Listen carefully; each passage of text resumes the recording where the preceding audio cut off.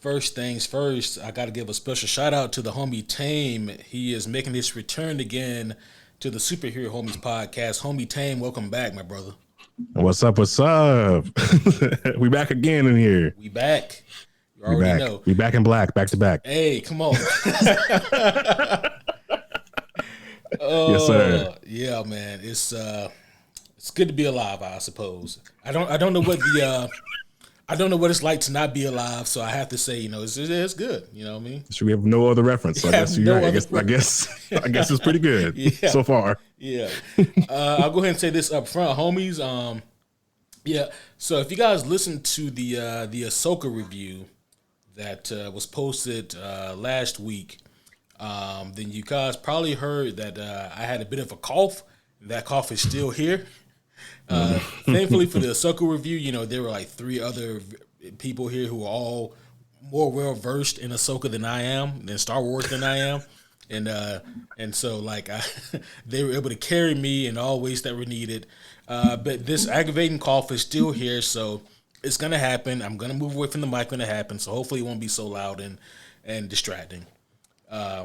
But with that being said, tonight's topic is one that I was really looking forward to. And Tame, you were the first person to come to mind when I thought of this topic of discussion. Man, because you know how much I like to get into controversial shit. So that's deep dives into people's psychologies. You know what I'm saying? And I feel like so many people out there, mistake comic books for being, They think of them as kiddie, childish, immature. They think of them as being anything but deep. But there's a lot of deep, philosophical type messaging behind a lot of these comic books and characters.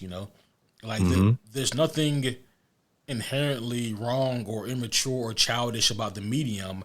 It typically depends on who's writing these things and how they come across. So with that being said, Tim, we wanted to start off by asking you, so in your opinion, what makes a good villain? Like what ingredients make a good villain? What ingredients makes a good villain? I mean, dang. So obviously, it's subjective. So me personally, I would say it's got to be intelligence. I mean, I think a lot of villains for me fall in the intelligence category. Or my favorites anyway, fall in the intelligence category because I hate a super strong dumbass villain. Like, I really do. Like, I can't stand what's that guy's name? General Ross, Red Hulk. Just a strong ass dumbass. Like I can't. I can't. He's smart. He's tactical. He's tactical. But I wouldn't necessarily claim him to be intelligent. Like he's kind of just comparatively, I should say, to Bruce Banner, like who is the epitome of one of the most intelligent people in all of Marvel. One of. So for me, it's got to be definitely intelligence for start. And then I prefer them to have some sort of drive or goal personally. Because again, I think villains can be fun when they're just kind of like willy-nilly sort of like, sort of like whimsical villains. But I think that an intelligent villain with a goal, even not even something that has to do with superheroes. Let's say he just wants to, I don't know, take over the tri-state area. That's his goal. You know what I'm saying? Like Doofus Smarts. I think that like that at least gives the story a sort of like foundation or backbone that the villains can then fight against. Because it's not just a point of like, I want to beat Batman. I have something I want to do. Batman is maybe a part of that, but he ain't the main goal. You know what I'm saying? So I think that's kind of a difference between like, I'm gonna use examples, and if this is anybody's favorite villains, I'm sorry, I'm about to straight diss your favorites, but the difference between like between like a Bane and a Zod, right, is that Bane's strong and Zod's strong, but Bane's also highly tactical and has usually has a general goal that he wants to achieve in his campaign or whatever he's trying to get to. Zod kind of just shows up and wants to just wreck shit and and does effectively, but like it's not like he's ever really trying to. Zod is quite tactical. I mean, he is a general. Yeah, true, but he doesn't seem to really have any like when he shows up right onto Earth. He never really seems to have any like overarching goal except to like destroy Earth. It's like, and I guess that is a goal, but it's not like it's nothing really. It doesn't seem to benefit him. It's just he's like, I'm here to do some shit because I can, because I'm me. Whereas Bane's like, I have like, you know, he's trying to at some point he's trying to like come and capture some land for Mexico. He's trying to do some other shit. You know what I'm saying? He has like goals and aspirations. That's what I should say. I shouldn't say goals. I should say aspirations. Zod has no aspirations. He is as high as he's going to possibly get as General Zod, and that's where he's going to be. Whereas Bane aspires to be something and someone still, even as strong as he is, he still wants to do more and be more. You know what I'm saying? That's kind of what I like in the villain. Aspirations, that's better to say. So that's the two biggest ones for me is aspirations and intelligence. Beyond that, you can kind of be anything. You know, I had written down here that when I was kind of putting this list together, it seemed like a lot of the villains, at least from my perspective, that have like kind of the most compelling cases, like the villains that people are willing to argue for, you know, the ones that have like maybe some of the deepest ideological philosophies to argue for. They typically have one of two things. Sometimes they have both. And those things are a tragic backstory that is sympathetic. And as you said, they also tend to have goals or ideals. You know, ideals. That's good put it. Yeah, that are altruistic. You know, a case, and you know, oddly enough, you know, neither you or I had this character on our list because we both thought the other would use him. But Magneto, I think he's a perfect example of this because you know you look at someone like Magneto, and he has the tragic backstory. You know, grew up during the Holocaust, and he was in a POW camp and went through all kinds of atrocities, and so that really sets you up to feel sorry for him. But what it also does is it adds to the second part of this, which is his ideals, which is he wants to create a place where mutants can live free and never have to suffer the way that he suffered just simply for being a Jewish child. You know what I mean? You're right. And so the interesting thing, and this is very important because for me, I think that this is the thing that most casual viewers or casual readers miss. The windmill, the dunk. Here it comes, folks. They miss this, okay? So, and this applies to the likes of Magneto, Killmonger, Thanos. And this applies to a lot of these villains. So you look at people like those three I just named, and people will often argue that they are not really villains because they look at what their goals or their ideals are. That doesn't play a part in whether or not somebody is a villain. You could have the most pure intent and goals in the world and still be a villain. What makes you a villain is what you're willing to do to accomplish those goals. That is what makes you a villain. So, and interesting to bring this up because it's true. The phrase that I learned today, actually doing this for this podcast, was is anti-villain. Yeah, because you know, anti-heroes are, to your point, it's not necessarily about what your values are as a hero. Because I mean, if you look at Superman and Batman, very different values. Like they value very different things. I mean, similar things a lot of times, but also very different things a lot of times. But it's about what they're willing to do or what line they're willing to not cross in this case, right, to get there, right? And so I think that that's for villains, and the other side, anti-villains, it's what lines they're willing to cross to achieve whatever altruistic goals they have, right? Because you can have a Superman in Injustice, for example, a prime example of this, where he was a villainous Superman, not because his goal was to make a world where there was no crime, where there was no, murdering of innocent people. Great example. But look at what he did to get it. But the line he was willing to cross to get that was he himself would murder anyone that stood in the way of that goal. So I think that's the anti-villain ideology or philosophy, And like it, it pops up right every so many months or years or whatever, where like I'll see something like what Thanos was right, or Magneto actually really isn't a villain, and or the most recent one is definitely for Killmonger. You may have seen this meme floating around. It's a meme of Killmonger, and then next to him is a meme of I believe is King T'Chaka, T'Challa's dad. And this is strictly from the Black Panther movie, not the comics. But they're talking about how Killmonger isn't the villain. T'Chaka is the villain, and then it has like some kind of wise African proverb talking about how a child isolated becomes this, that, or the third. Implying that had T'Chaka not did what he did to Killmonger and his dad, then the Killmonger would have never become the villainous, person that he was. And my thing is this, we're getting into a discussion now about nature versus nurture, and at the end of the day, Killmonger had a goal, and again, the end result is irrelevant. Whether it be something that you can say is good or bad, doesn't really matter. What he was willing to do, no one made him do. He did it of his own volition and his own accord.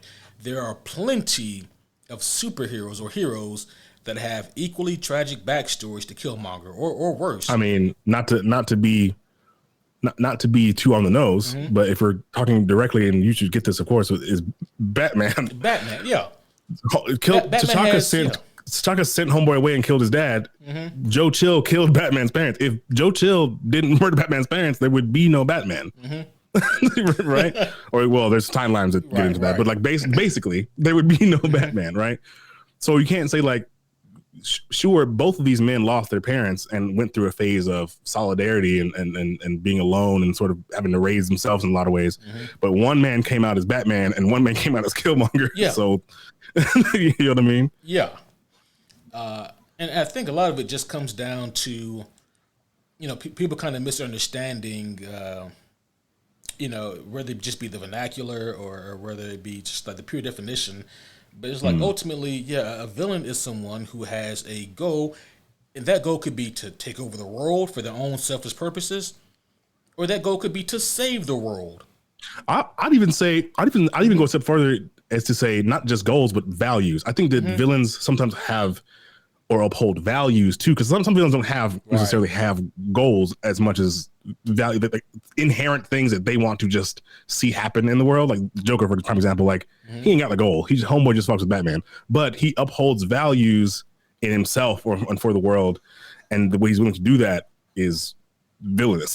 You know what I mean? I've always viewed the likes of like Joker, Darkseid, and Galactus as being like their own kind of subcategory of villain, whereas they're acts of nature.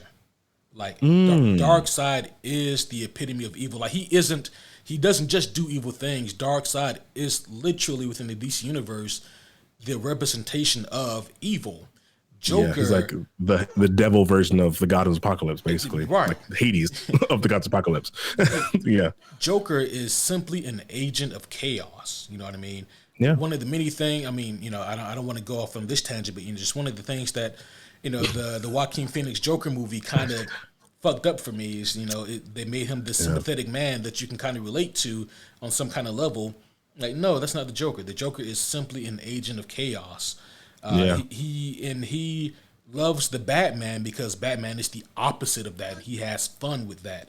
You know what I mean? Right. And probably I'll give you an example of what chaos looks like on the good side, right? Because I think that people seem to, in D&D, for example, people have like both chaotic, good, kind of evil, right?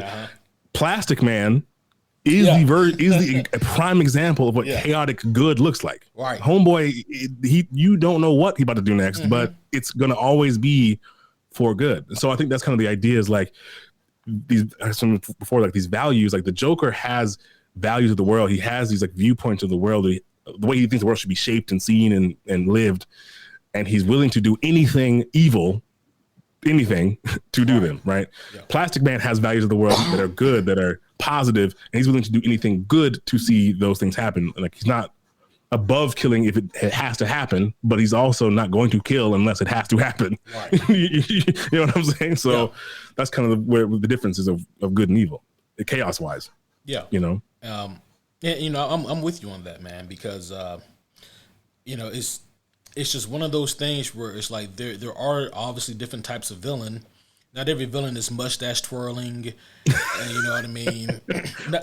Because in an interesting way, like I always kind of felt like the superhero movies always kind of follow the trends of the comic books, but for better or for worse, the movies are always behind what the comic books are doing currently.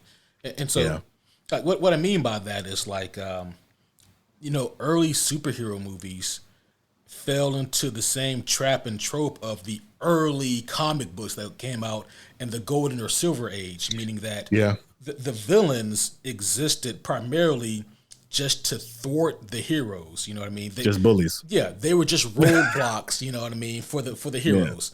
And it was really in like the late silver age, going into like the bronze age, and then into the 90s and 2000s, where we really started to see villains with their own motives and became their own characters. And then that's when they really started to blossom. And then eventually we started to see superhero movies follow that trend, where we would have villains in these movies that would start to, have their own kind of goals and motives and, existed separately from the superhero, Yeah. Yeah, it's true. I think that's a beautiful thing too about some of the movies is that the medium that they present in a lot of ways could move that forward. So you could have a situation where because they're not really tied to the comic books, you could do anything with the movies, right? And so to your point, better for worse, you could have a movie that kind of showed this new villain or unheard of villain that's doing something new and cool for the people, but most times what we get is what we got. So far, right? We get a Killmonger whose only plan is genocide. We got white genocide is his only real plan, which is, I mean, as a black man, it's hard. And I think that's the thing. Not to get too far off the point, but I think that's the thing that made it difficult for a lot of people arguing for Killmonger is because a lot of us are black, and so we do have that like cultural weight of being like, we were fucked over in the past. You know what I'm saying? And keeping it real, not trying to be inflammatory, but like black folks in the past were just kind of fucked, and so. And so you do kind of want to side with him, being like, damn, like I maybe he's right. But then you have to really sit with it and be like, but is genocide the answer? Right. You know what I'm saying? Exactly. Should we murder all white people now because white people in the past were slaves owners? I don't know that's. and it goes back to our beginning, conversation about it's not his objective that's the problem, which is the safety and welfare of black people. That's not the problem. The problem is the way that he wants to get there, Yeah. Genocide. The way that he's willing to get to the point is just wrong. Yeah. Yeah. And so one might say I'll give this example too, right? So the in comic books there's this beautiful thin line. I think that exists in a lot of times. If Iron Man had created Ultron to do what Ultron eventually ended up doing, evil, right? Villain. But Iron Man making Ultron to save the world with no intentions of him doing genocide is good, right? So I think that's the thin line. Is like it can go really one way or the other depending on what the intent of the person is, right? Yeah. He didn't make Ultron to create genocide. Ultron decided he would do that himself. So I think that's kind of what the line is. And so I think some of the people we're going to talk about later today, I think, are why I picked them is because I didn't want people to be so obviously like, oh, this person's obviously evil, even because the Joker, like I said before, plainly, obviously evil. The man he ain't got a good bone in his body because his values are fucked. Like his core values from the jump is not good. So I didn't pick him, Yeah, and same, you know what I mean? And everyone knows I'm a huge Batman fanboy, but, I couldn't in good conscience choose the Joker. Again, for the same reason, I couldn't choose like Darkseid or Galactus. They are what they are. You know what I mean? Yeah. So, and you can, and I should also bring up the point before we get really into it that absolutely, like heroes can do bad things, villains can do good things. That does not make them heroes. Exactly. Right? Yeah. Right. And so, a fine point of this. I'll give you a fine point of this. So obviously, like the Joker can do a good thing. Apocalypse has raised children. Right, he has a family. He's a family man, but he's also very evil. Like Trigon has a daughter. Yeah, he also just tries to use her to take over the world. I mean, he's, right? Versus Venom, who again on that fine line, Eddie Brock Venom, yeah. Eddie Brock. Well, I mean, I didn't say Venom at this point. I'd even also say Venom for the most part, right? Because not all of the symbiotes are good by any means, but Venom, I think, does actually at this point anyway try to find people that remind him of Eddie Brock, who tend to be good people, and so most times that combination of people will do good things. Or they'll do things that are not so great, right? Just because of the nature of how the symbiote works, but that doesn't make them villains because their intent, both of them at this point, I think, their intent is to do good. So on occasion, if they eat someone, that I'm not saying it doesn't mean nothing, but it doesn't make them a villain. you know what I mean? Yeah. Same for Deadpool. That's why anti-hero, anti-villain exists, because Deadpool, same way. Like his intent overall is good. It's just that sometimes he just shoots a nigga in the head every once in a while. Like that's just how that.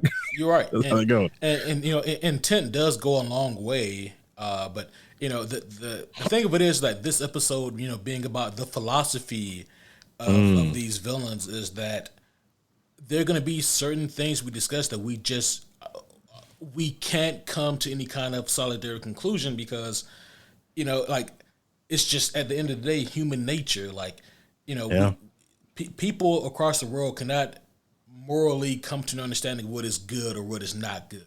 You know what I mean? Yeah, there is no. I personally don't think that there is a metric for what is, or society decides that. Yeah, each society decides what's good for the society, what isn't. You know what I'm saying? So not to get too far to that, but I think they're like, you know what I'm saying? Like a prime easy example is, what I'm saying is like black culture and versus like other cultures. Like black people have decided what is good. We say the N word because it's good for us. We don't let other people say it because it makes us affect us differently, right? So I think that's kind of the thing where like our society is, whatever it is, has decided like this is kind of the rules set for how we're gonna do things. Right. Other cultures, Spanish culture, the same way. They have their own culture, their own food, their own language. You know what I'm saying? Like they decided how they're gonna live. And I think that's the same for like comic book characters and villains and heroes. There is no good and no bad because society has decided what in the comic books, for example, Gotham City decides what is good and what's bad for Gotham. Yeah. I mean, kind of Batman does, but I mean, like even then, right? Like, in the hands of like the good writers, even then, it's not that black and white because Batman's brand of justice is different from that of the GCPD. You know what I mean? Yeah, literally. They hunt him down most times because of it. You know what I'm saying? I mean, Harvey Dent is the prime example of that. Of how just how black and white it can be, but also being very askew.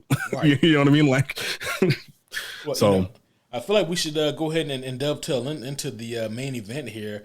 We both have like a list of villains that we want to bring to the table and just discuss the philosophy of these villains, like what makes them who they are, and maybe understand why they do what they do, and where do they go wrong at? You know what I mean? Like, where did these villains really steer into the direction of, like, you had me in the first half, but you lost me in the second, or vice versa, Yeah. But with that being said, proper introductions are in order. Homies, one and all, welcome back to another episode of the Superhero Homies podcast. My name is Quentin, and tonight I am joined here by my good friend, my brother, the Homie Taim. Taim, welcome back to the show, my friend. It is always good to have you here. Thank you, brother. I again love to be here. Love to be here. Absolutely. So we do it more often, to be honest. We do. I mean, we really do. I mean, keeping it a buck, we really do need to do this more often. Yeah, we do. But we can get to it. So, would you like to present first, or would you like me to? You know what? Go for it. We'll run yours first. Okay. This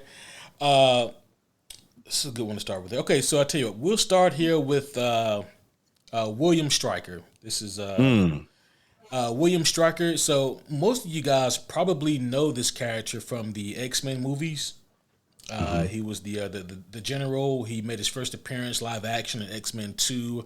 He had like a very personal history with Wolverine. He had a militaristic group that really hated the mutants. That version that we see in the movies, he shows up in I think maybe 3 or so movies. That version of William Stryker is fine, but it's okay. it's It is what it is. It kind of leads into what I was saying earlier about how villains used to exist just as roadblocks. You know what I mean? Yeah. His best portrayal live action was in X-Men 2. He had the most depth to him there. But the version I'm referring to is from the comic books. He made his debut in a comic book written by the legendary Chris Claremont, the man who defined the X-Men, in a book called God Loves, Man Kills. And this is one of my favorite comic books. I don't know if you had the chance to read this one, Tane, but I highly recommend it. I have not. I'm looking up. I'm gonna look it up though. Yeah, it's a short read, but man, it's powerful. A few years ago, I went to Dragon Con and I had the opportunity to meet Chris Claremont and talk to him a little bit. And man, he was a really cool and down to earth guy. I got to talk to him a little bit about God Loves, Man Kills, and to thank him for writing this book. So with God Loves, Man Kills, first of all, Chris Claremont, he's the writer who's really responsible for people making the analogies between the civil rights movements being interpreted through the X-Men. You know what I mean? Like he's the guy who's responsible for that. And this book right here kind of really pushes that in a way that he does it without being offensive, I think, to anyone. But he also still really boldly gets some interesting points across. So in the comic book, William Stryker, he's not just a general. He was formerly a military man, but primarily in this book, he is a reverend. He's a reverend. And he has a group of mutants. I'm not mutant. I'm sorry. He has a group of mutant hunters called the Purifiers. Those are his, kind of like his mercenary groups. And the book, does start off really poignant, and some people may say maybe too on the nose. And the beginning of it, I won't be mad at you if you argue that.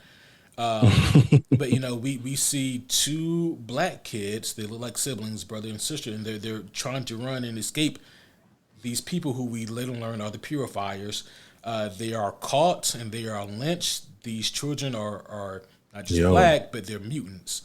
And then Magneto finds the children's bodies, and he is, as one can imagine, is beyond pretty upset. He's mad. Beyond livid. But without giving away too much of the story, but without giving away too much of the story here, I want to keep the focus on William Stryker himself.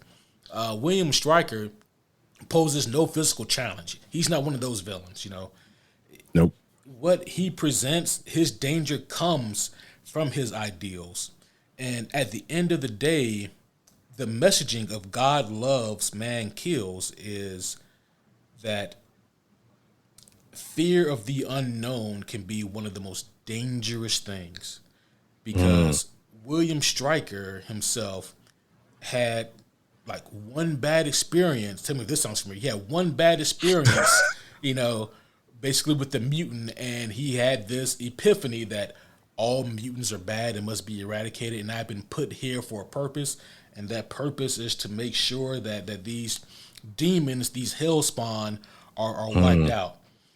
Basically, I think it was in Nevada years ago, his wife was giving birth, and I think they had to pull. I don't think they made it to the hospital, but she gave birth to what was clearly a mutant. And when he saw that mutant, he just saw a demon. Like, this thing is unholy. It is not of God. And and in no uncertain terms, he kills his wife and the baby. Damn. And that's when and that's when he gets his epiphany that, okay, I need to make sure that this never happens again. You know what I mean? And so his whole thing is that mutants are a hellspawn. And here's the interesting thing, right? And this isn't to bash or harp on any kind of religion, but it's so easy at times to take any kind of old text and apply it to any situation to make it malleable to what you're talking about. And William Stryker does a great job at that, Yeah, so I think that, like, ultimately the philosophy here of William Stryker is one of fear and manipulation and misunderstanding. And there's been plenty of X-Men villains that have done this to varying degrees of success.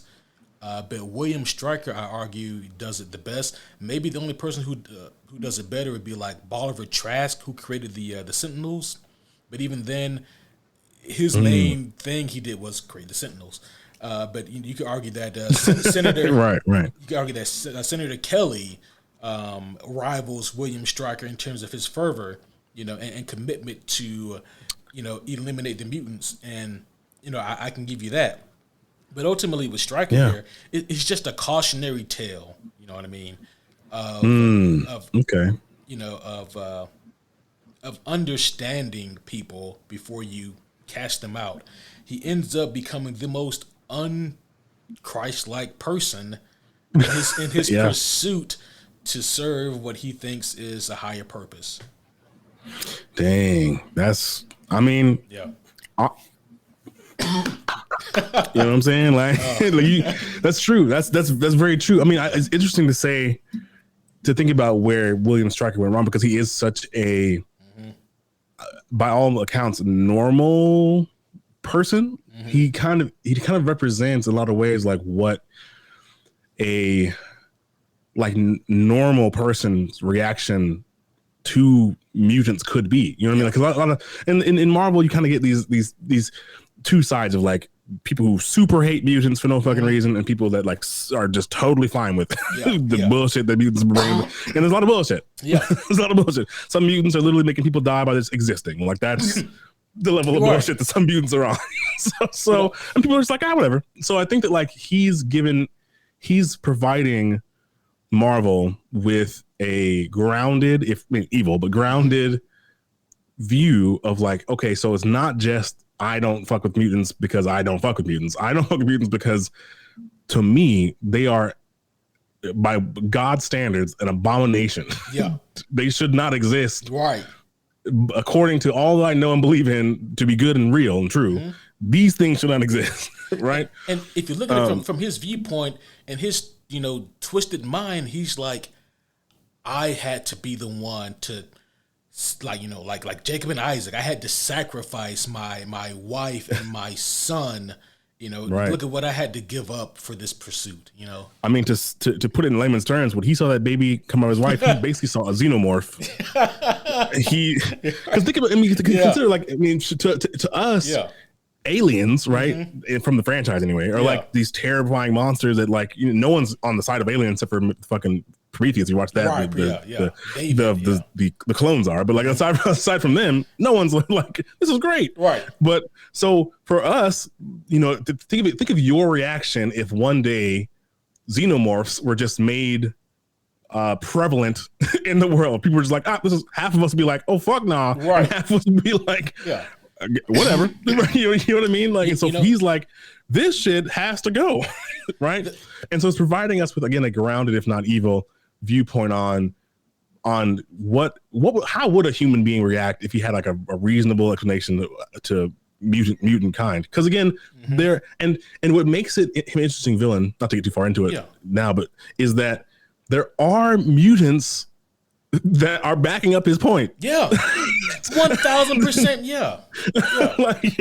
Azazel, just some of them, again, Azazel is literally a demon. He's a demon, yeah. A literal demon. I mean? Yeah. So it's not like there aren't mutants that are literally backing up his point by simply existing. Right.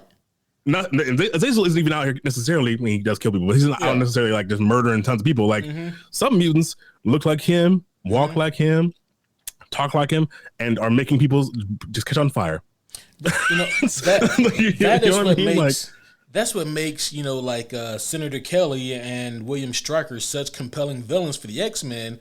Is, I mean, shit, to a degree, they're not completely wrong, which is kind of the point of this whole episode. There are mutants out there that commit atrocities that have these powers, and they use these abilities to make people's lives hell. Sometimes it's accident. You know what I mean? Powers kick in, and sometimes it's purposeful. They realize they have these abilities. I can use these for my greater good. But who is more dangerous in America than a politician, aka Robert Kelly, who can push whatever agenda? Yeah, Yeah. And a ball of a trash, the capitalist, you know what I mean? Guy had the backing to make the Sentinels, Yep. And also you have a legit televangelist in William Stryker, who can convey his message to millions politics, of people. Capitalism, and religion. Right. So the X-Men have had a lot going against them, and then also their own people, also that. and that's the thing that really makes it I should go on. Go ahead. I should also for those actually homies in the chat. I get it that you want to back up Killmonger with this conversation and be like, well, Killmonger, there are people backing up Killmonger's point. There really ain't, because Killmonger, and here's why I say that, right? And I want to take a walk with me real quick, okay? Hear me out, right? Killmonger was upset at shit that happened in slavery times. Now, I'm not saying that like black people aren't still getting the short end of the stick in a lot of ways, or like women aren't getting short end of the stick in a lot of ways, right? But he was talking about committing white genocide now. Yep. Because of stuff that happened in the 17 and 1800s. Yeah. Right? The difference between him and Trask and Stryker is that mutants are actively getting hunted today. Currently, yeah. By them. Right. You know what I'm saying?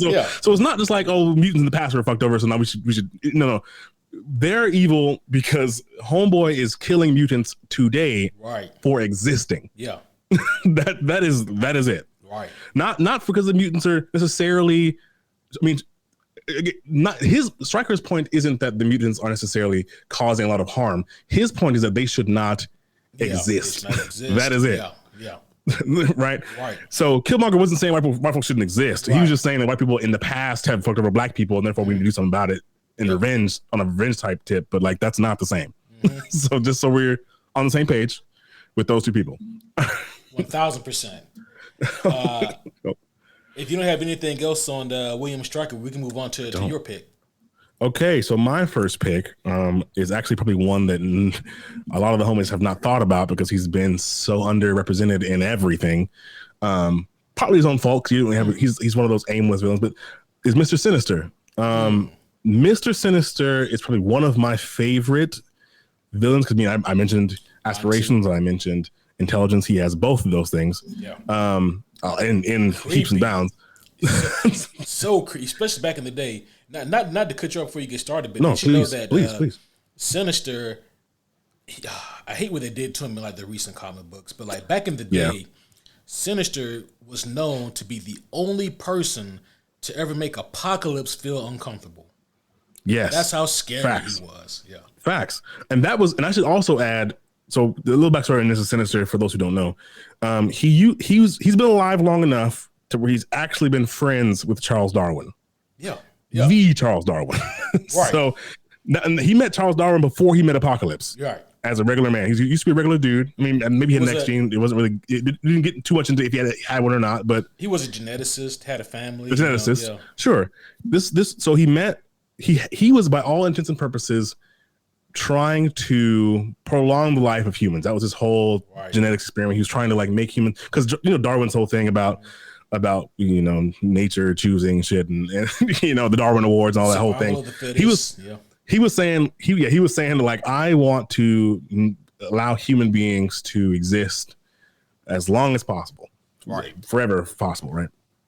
And he found this group of people who were like, hey, we want to fund your research, or we have these experiments we want to show you. Went to the sewers with them. Now I don't know what he thought that was a good idea, but he went to the sewers with them, where they then proceeded to jump him for his money. Which, I mean, granted, obviously, right? You're in the sewers with a bunch of people. What the fuck are you thinking? Hey, you live and you learn. You live and you learn, right? You also fuck around and find out. And he did both those that day. And those are guys who call them Marauders. And those guys were like, hey, actually, you're a geneticist, right? And he's like, yeah, after beating his ass, mind you. and then like, oh, you're a geneticist? Okay, cool, man. We have experiments for you. We found these weird ass people that can do shit that we can't do, but we've been keeping them down here in the sewers. So, great living conditions for them. But if you would give us money, we'll provide you with experiments. And he's like, cool, bet. Excellent idea. Great, love it. Which should be probably your first like, that's not so good. But the overarching idea was he wasn't trying to kill nobody. He was going to just use parts of these people in experiments to prolong the human existence. Was his idea, right? Then what happened basically is he met Apocalypse because the Marauders had found Apocalypse a while back, and he met him. Apocalypse was like, yeah, found a ship, yeah, and that's when Apocalypse was like, "This guy's fucking weird. This is not away from me." Apocalypse was like, "I have literally met Celestials, and this motherfucker's weird. Yeah. It's fucking creepy." Yeah, and that was the human version of him. So he met Apocalypse, and basically what ended up happening. Apocalypse was like, "Hey man, you're through some sort of Apocalypse power." He's like, "Hey man, your wife's gonna die," and he's like, "What the fuck? My wife's gonna die?" He's like, "Yeah, basically." Deuces. he like dips, and sure enough, of course, Apocalypse is who he is. He's one of the mutants. Not to get off track. One of the mutants who like has powers and we don't ask questions. Sure. Exactly. All right. Yep. So all right. What are Apocalypse's powers? Yes. Yes. Yeah. So he goes back to his house, and his wife is not just dying, but she's also having his child. And he's told by the doctors that his wife isn't going to make it through this surgery, and he's like, damn. So he's freaking out. He's tearing his house up. He goes to Darwin's house to tell Darwin, like, damn, like I'm gonna make her live. Like I'm gonna prove to you I'm right and you're wrong. On the way back to the house, his wife dies, and his child dies as well.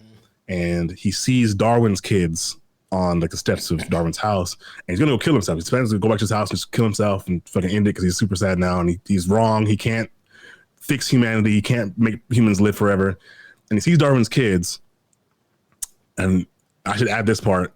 The last thing his wife said to him was, he's like, dear, I'm gonna do whatever I have to do to make sure you live. And she called, and she said, her last word was, "That's sinister." And then she dies. And so he sees his kids, Darwin's kids, and he's like, damn, like I am going to do the shit I said I was going to do, even if niggas have to die to do it. I'm going to prove that I will make people evolutionarily better and prove Darwin wrong, even if I have to kill people to do it. So then he went back to Apocalypse and he was like, hey, I will do the experiments to make you live longer if you give me what I need to live longer, basically. If you make me immortal, essentially, I will do whatever I need to do to make sure that you live and you are immortal, basically. And then he renames himself. The last words his wife said to him, which was sinister. Yeah, which is that's a nutty. So then he's immortal. His power set is fucking off the charts. The homeboy's he also impervious to damage. he also has a power set that no shit is on Reddit forums, and it was one of those hilarious things, Taim, that like I didn't realize until like this Reddit group had brought it up, and I forget what it was called, but it was like, hey guys, so what are like they were like this whole tirade talking about how much they love Mr. Sinister and like his character and all this, that, and the third. They really love the character and everything he's done. And then at the end they go, but guys, what are his powers? And I was like, oh, well, his powers. Fuck? Yeah, what are they? What are they? And that's one of the things. Yeah. That's one of the things I love about him is that now I think Q knows this, but a lot of the homies don't know, and I'll tell you now. A lot of my favorite heroes have a power set that, if applied, is unfuckwithable. Like nobody's touching them if they actually apply their power set. It's just that most of these people either don't give a fuck or can't give a fuck, and so they don't ever do it. But like he's one of them where his power sets are anything from, I mean, as an example of what kind of power, he's damn near intangible. He's made everybody in San Francisco, I think, a copy of himself. What else has he done? He's techno. What's it called when we can talk to machines? Technomancy. Yeah, what's it called? Technopathy, right? Technopathy or whatever it's called. Yeah, he can talk to machines. He is immortal. He will live forever. Creates seamless clones of himself. Yeah, exactly. He's knowledgeable enough as a scientist. Here's the other side of him, to know how to extract any mutant gene from anyone, which is what made him allied to Apocalypse, because Apocalypse, of course, assimilates people's powers. And the man literally has his bases are literal Tesseract cubes. Like his bases are in tesseracts, right? So he can teleport wherever the fuck he wants, anytime he wants to. so like that's how nutty this man is. Like, there's other things too. He can shapeshift, of course. He can make himself bigger or smaller, all that. He has control of his body on a molecular level. Yep, that's insane, right? He's a bad motherfucker. A bad motherfucker, and probably one of the most prevalent antagonists of the early '90s cartoon X-Men cartoons. You have not seen him since, which is I'm fine with, because I don't think that Marvel knows what to do with him. You know what's crazy is that I used to get so hyped watching like the later X-Men movies, because I think on 3 separate occasions they've teased Mr. Yeah, 3 separate. I can name them. 3 separate occasions they've teased Sinister. The first was at the end of X-Men Apocalypse, actually. Yeah. Ironically enough, there was. I think it was, makes sense. Yeah, it was a suitcase. I think it was a suitcase, some kind of container that said Essex on it, and of course XX is Sinister's name. Yeah, his last name. Yeah. His name is Nathaniel human name. Essex. Yeah. And then the second one we got was in Deadpool 2, and the name of the school that Russell and like the other children went to was called like the Nathaniel Essex School of something. I'm like something. Yeah. Sinister again. And then the third one was like the most in your face and had me the most hype, and nothing came of it. Was in New Mutants. And, and this when like they just straight up name drop it, you know what I mean? Straight up. Like no, and this is no never showed up. Yeah, this is no ordinary hospital. This belongs to some guy named Nathaniel Essex. I'm like, okay, all right. So can we finally get Mr. Sinister? No, we're not. No, we're not. In fact, we're going to have a plot in the first X-Men movie that literally revolves around X-Men DNA. And Essex and Sinister will be nowhere to be found. Nowhere to be found. We'll be trying to extract X-Men DNA through some fucking spinny orb ball on the top of the. See, that's why it failed. He needed Mr. Sinister to help him put this shit together. Which is again such a plot for Sinister to exist, right? Because that is a direct 1-to-1 correlation to what Sinister does, and even every Marvel story after that that's involved DNA. Even the example of the latest show, the Scroll show. What it was called? Oh, Secret Invasion. Yeah. Secret Invasion. Not that he has a lot to do with X-Men, but if they had found the lab of Nathaniel Essex, who already had the DNA of these heroes, it wouldn't have been so far out of reach, because that's literally his MO. Right. That's what he does. Yeah. Now, if you're getting to where he goes wrong, right? Because all that, one might say obviously killing is wrong, and clearly it is. I think that the problem with Mr. Sinister is that a lot of the time, again, because of, and this is true for people on my list as well, not just him, but not all people, but the few I have on here, are that he's so powerful and so capable that he sometimes lacks an end drive, an end goal. He knows that he's like, he will be around forever. Yeah. Unless like his Earth explodes, he will be, and even then he's Tesseract, so he can go wherever he wants. He will be around forever, and therefore he doesn't really have a like drive to do a thing. It's just like, I'm here existing to fuck with genetics, to further the in this case I guess mutants, because at the point now we're on the Krakoa. He plays a pivotal part of bringing mutants back to life, because he has the genetic shit for everybody. Yeah, it's funny. Before we started rolling live, we were talking about cults, and then you mentioned the Krakoa era. Oh. Like, yeah. It's a cult. Very true. It's a fucking mutant cult. It's a cult, right? But when it comes to the resurrection cycle, right, it helps. You have to have DNA, and it so happens that Mr. Sinister literally has the DNA for every X-Men that exists. But they had like a 5-step. Because they get the codex from him, right? No, from him. They have it from Hope, I think is who. Yeah. No, wait. No, because they got the codex from the group that owns Nimrod, the mutant hunter. Right, correct. So remember, but they damn near die getting it, right? Yeah, getting that. Yeah, correct. But Sinister does have everybody else. So obviously the main X-Men has Nimrod has the codex, but there's a storyline where Professor Xavier, for whatever reason, he's on his bullshit, decides that he wants, who is it dead? He wanted somebody dead. And so he gave the DNA to Sinister to like find this person and like eliminate them. And it's so interesting that like now where he's at, where like, because it's sort of a cult in Krakoa, where like they can be, Professor Xavier and Sinister can be on the same page. Where before that would never have happened.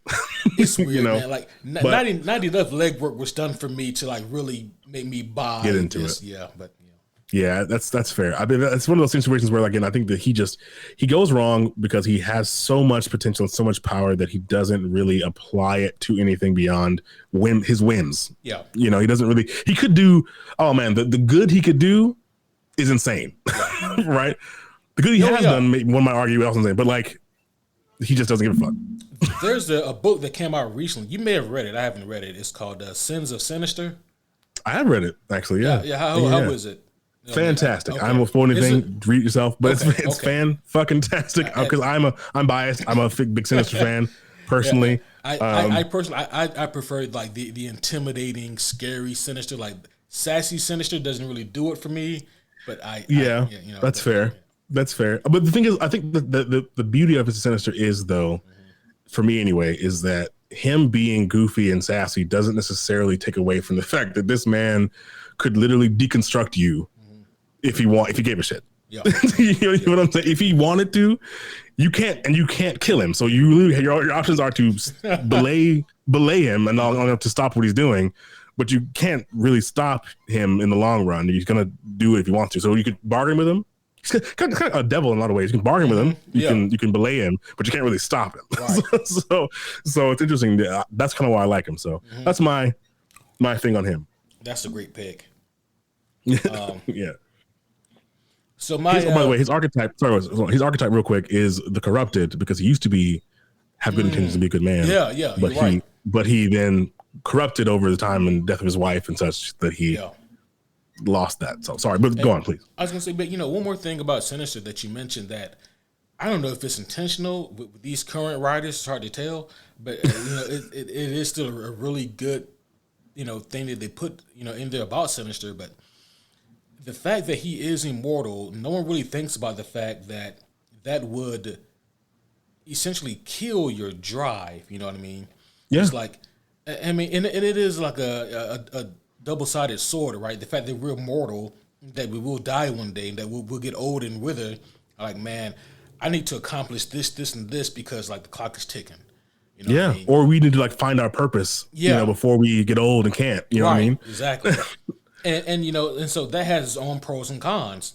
But on the flip side, with Sinister, him being essentially immortal, he's like, He's known his purpose since the 30s. Yeah. He's known what he was going to do since the 1930s, and he's doing it now. You know what I mean? He's just going to be doing it forever. Yeah, he's got no hurry, no rush. No, he's fine. And again, if Earth blows up, he's got Tesseract. His labs are Tesseracts. He can go anywhere in the universe. Right. So he's not worried about that. He's literally, as one of his feats again, harness the power of a sleeping celestial's head to make everyone in San Francisco a perfect clone of him. Right. Like that just for the fuck of it. Not even he wasn't trying to do it because he was like, I need to prove a point to the X-Man. He was like, I'm today gonna wake up and I'm gonna celestial sleeping over there. I'm gonna get him. Yeah, right. I'm gonna go make everyone a clone of me. And everything's gonna be fucking Sinister. Yeah. Like that's kind of what makes him the intelligence part and the Sinister part makes him a compelling villain. But where he goes wrong as a villain is that he doesn't really have a drive, and so he's never really on a side because he doesn't really have a. Go on, sorry. I was gonna say, like in the 90s, his drive really used to be his obsession with like the Summers and Gray DNA. You know what I mean? Like he was really obsessed, with like the combination of Jean Grey and Cyclops. Scott Summers, like what they genetically could create, he was just obsessed with. And that was his big thing for a while. I guess he found out. Hope. Yeah. She's like, oh, that's what they make? Yeah, okay, I mean, well. it's not just Hope, but it's also Strife and Cable and Nate Gray. Strife and Cable, right? You know I mean, I guess over time, just by living, he found out. Yeah. He's like, oh, okay, that's what they make? Cool. All right, well, my work here is done, I guess. They keep fucking. I'll keep finding out, I guess. Like, God damn. So next up, the one I'm going to go ahead and do this one here. Have you heard of Les Perdue? I've heard of him. I don't know that I'm familiar, though. Yeah. I feel like maybe a lot of people probably aren't. This is a Swamp Thing villain. Okay. This was one of the most darkly fascinating stories and characters that I ever read about. And man, so this story is the first Swamp Thing story that was written by the author Nancy A. Collins. She's a very, very good writer. Now, I think the reason why people may not be familiar with her or her work is because it comes directly off the heels of Alan Moore's Swamp Thing run. And Alan Moore, his Swamp Thing run, it is iconic. I mean, it's fantastic. Yeah. And so right where his run ends, I believe hers picks up. And her run is also great. But, because of who I'll look into it. I hadn't heard of it. Yeah. So I'll look into it. And the very first story in this is called Les Perdue. And I actually had to Google this because the creature technically is never named, and people just refer to it as Les Perdue. So just to kind of paint the setting here is that, like, Swamp Thing, Nancy, she decides to take Swamp Thing back to like his kind of gothic southern roots. And so this story primarily takes place like the bayou areas of Louisiana and whatnot.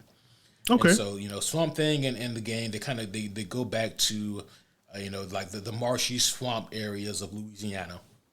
Now, in order to tell, the motives and the representation of Les Perdue, I first have to explain to you other things that were happening in this area. So, one day there's this little boy, 8-year-old boy, and he's kidnapped. Yeah. And by this crazed guy, psychopath, and this guy has been on the run with Billy for a long time. No one knows where Billy is or that this guy has Billy. One day, or I called him Billy. I don't know what the kid's name is. Looks like Billy. Yeah. Insert Billy Bassett. Yeah. But, bro, he got fucked up by Swamp Thing. But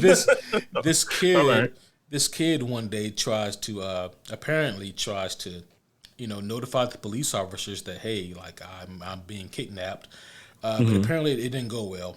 And so as they're driving over this bridge, over this swampy marsh area, the guy pulls over and he takes Billy. Billy's tied up. The kid's tied up. He takes the kid out the back of the car and goes, I wish that you wouldn't have did that. We had a good thing going, blah, blah, blah. And he throws the kid over the bridge, into the water. Kid drowns. Shit. Oh, my God. Some undisclosed time later passes by, and there are a group of these three extremely homophobic, good old boy Hicks.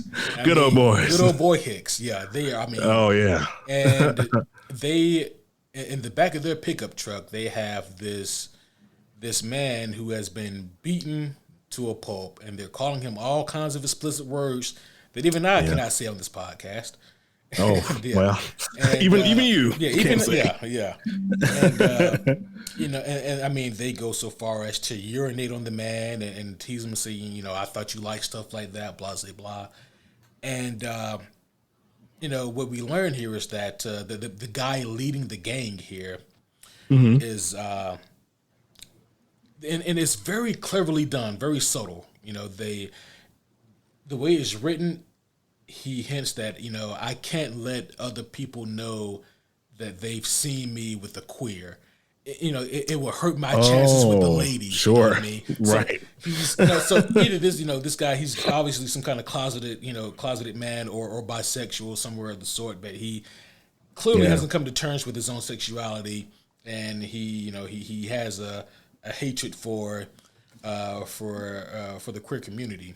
So he and his boys, they pull over on this bridge and they shoot him in the back of the head and toss his body over the bayou. Jeez.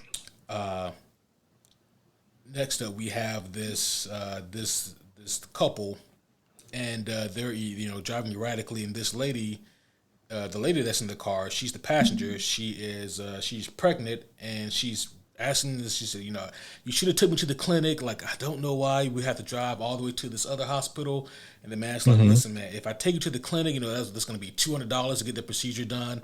They don't say abortion, but you kind of, that's what it is. Yeah, You get the idea. But she's saying, she's really in a lot of pain right now. Maybe there's some complications. Who knows? But she wanted to go to the clinic that was closer for just a couple $100. She could have been taken care of. Instead, this man who she loved, who claimed to love, is a real piece of shit. Instead, he takes her and he throws her over the bridge.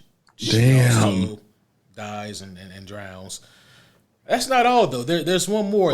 There's a man who is a big-time drug dealer. He never respected his crewmates. I made this one quick. He never respected, the two people that he worked with. He had them do a lot of the work for him, but, he just didn't give them the respect they deserved. He owed them money, like $5,000. He said he would get around to it, never really did. They beat him up, tie him up, take him to this fucking bridge, and they kill him as well. And all of these people have, thoughts in their minds as they, are plummeting over. I forget what the boys' thoughts are, but there was something, innocent and saddening.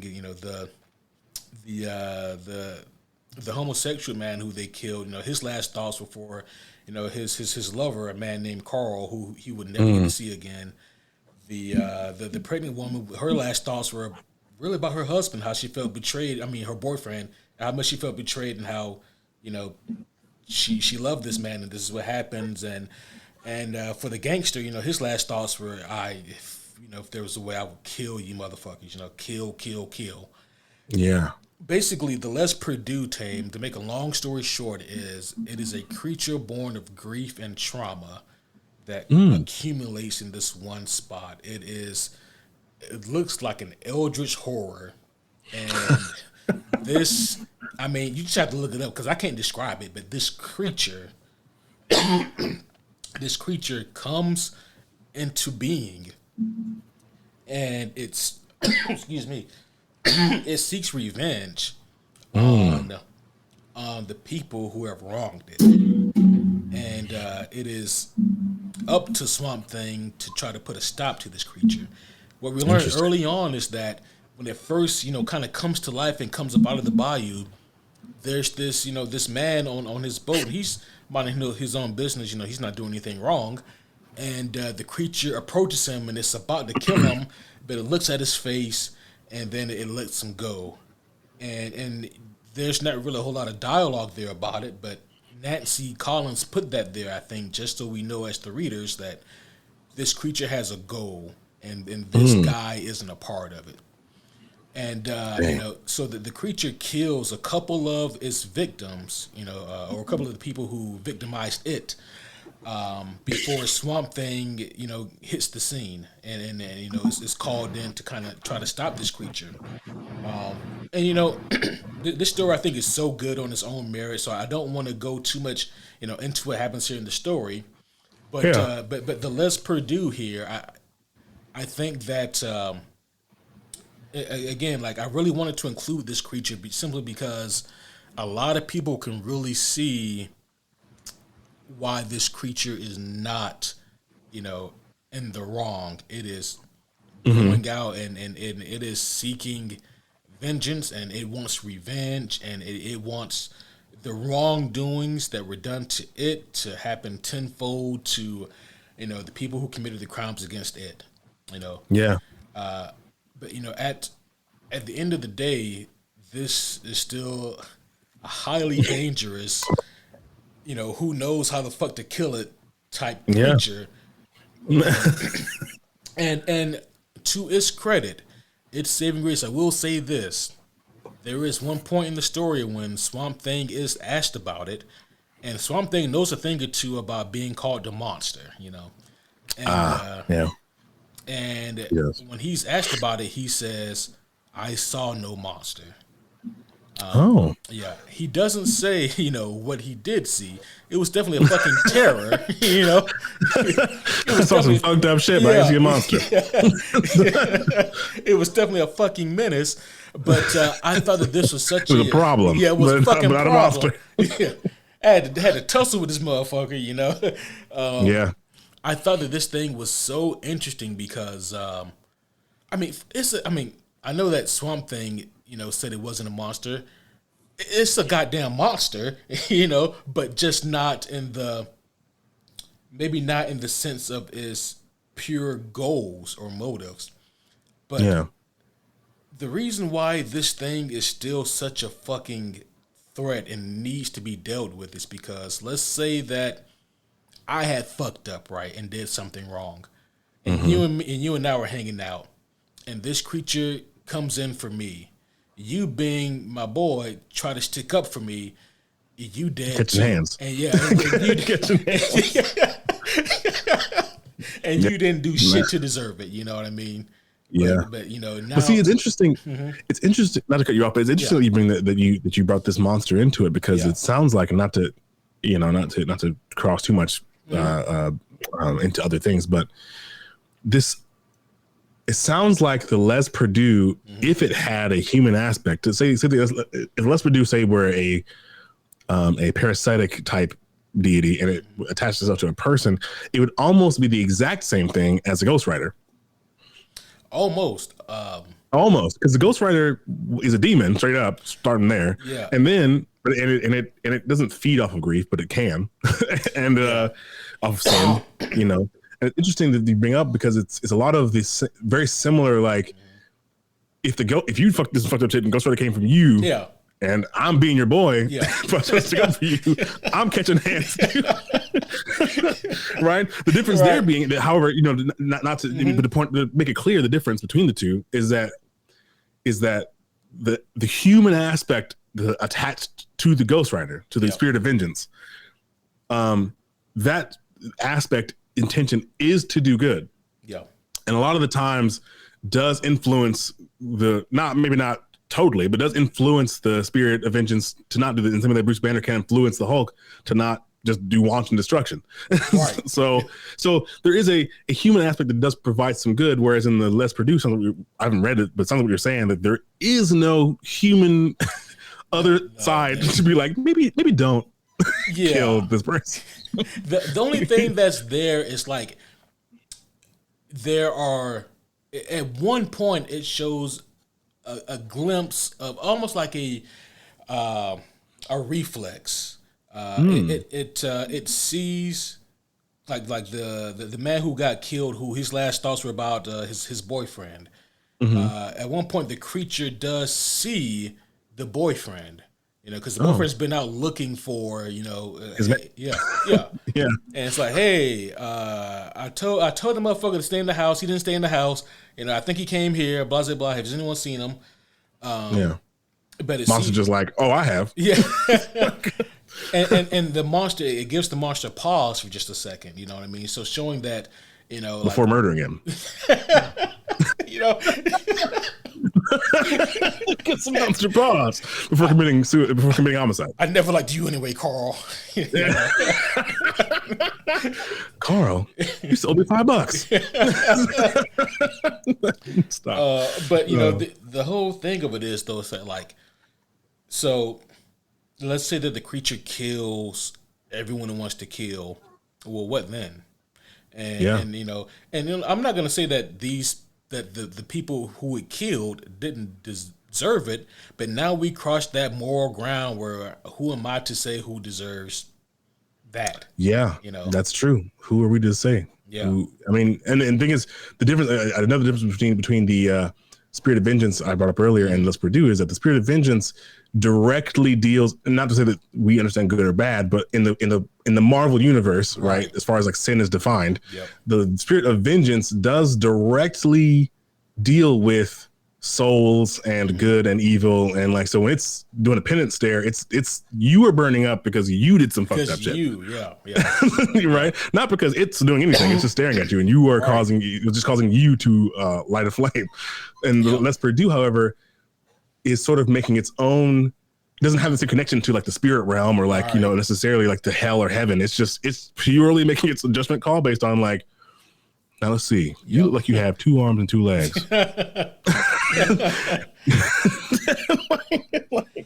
know what I'm saying? Right. Like you seem like a kind of guy who I could kill today. Right. Why not? Like you done did some dirty shit, didn't you? Yeah, sure did. So I think that's a big difference between the two, which is interesting. And I would also say for for like Ghost Rider, like the spirit of vengeance is powered by the demon god Zarathos, and Zarathos is quite aware of what he's doing. You know what I mean? Oh yeah.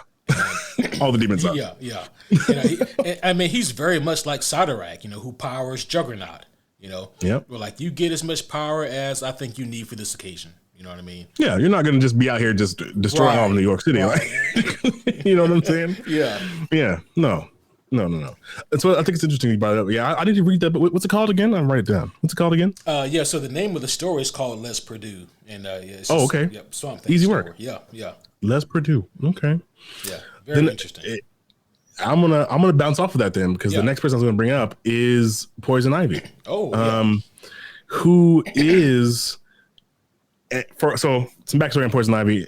Everybody knows her. There's no way you don't know who Poison Ivy is. Maybe you don't know her history. I'll give you a brief synopsis of her backstory. So she was a botanist, go figure, who was working with an older than her professional botanist, and he seduced her basically into stealing this Egyptian artifact thing, and she wasn't going to do it. Huh? That's one tends to do, That's what tends to do. She's like, for some dick, I will absolutely steal an ancient Egyptian artifact for you, or with you rather.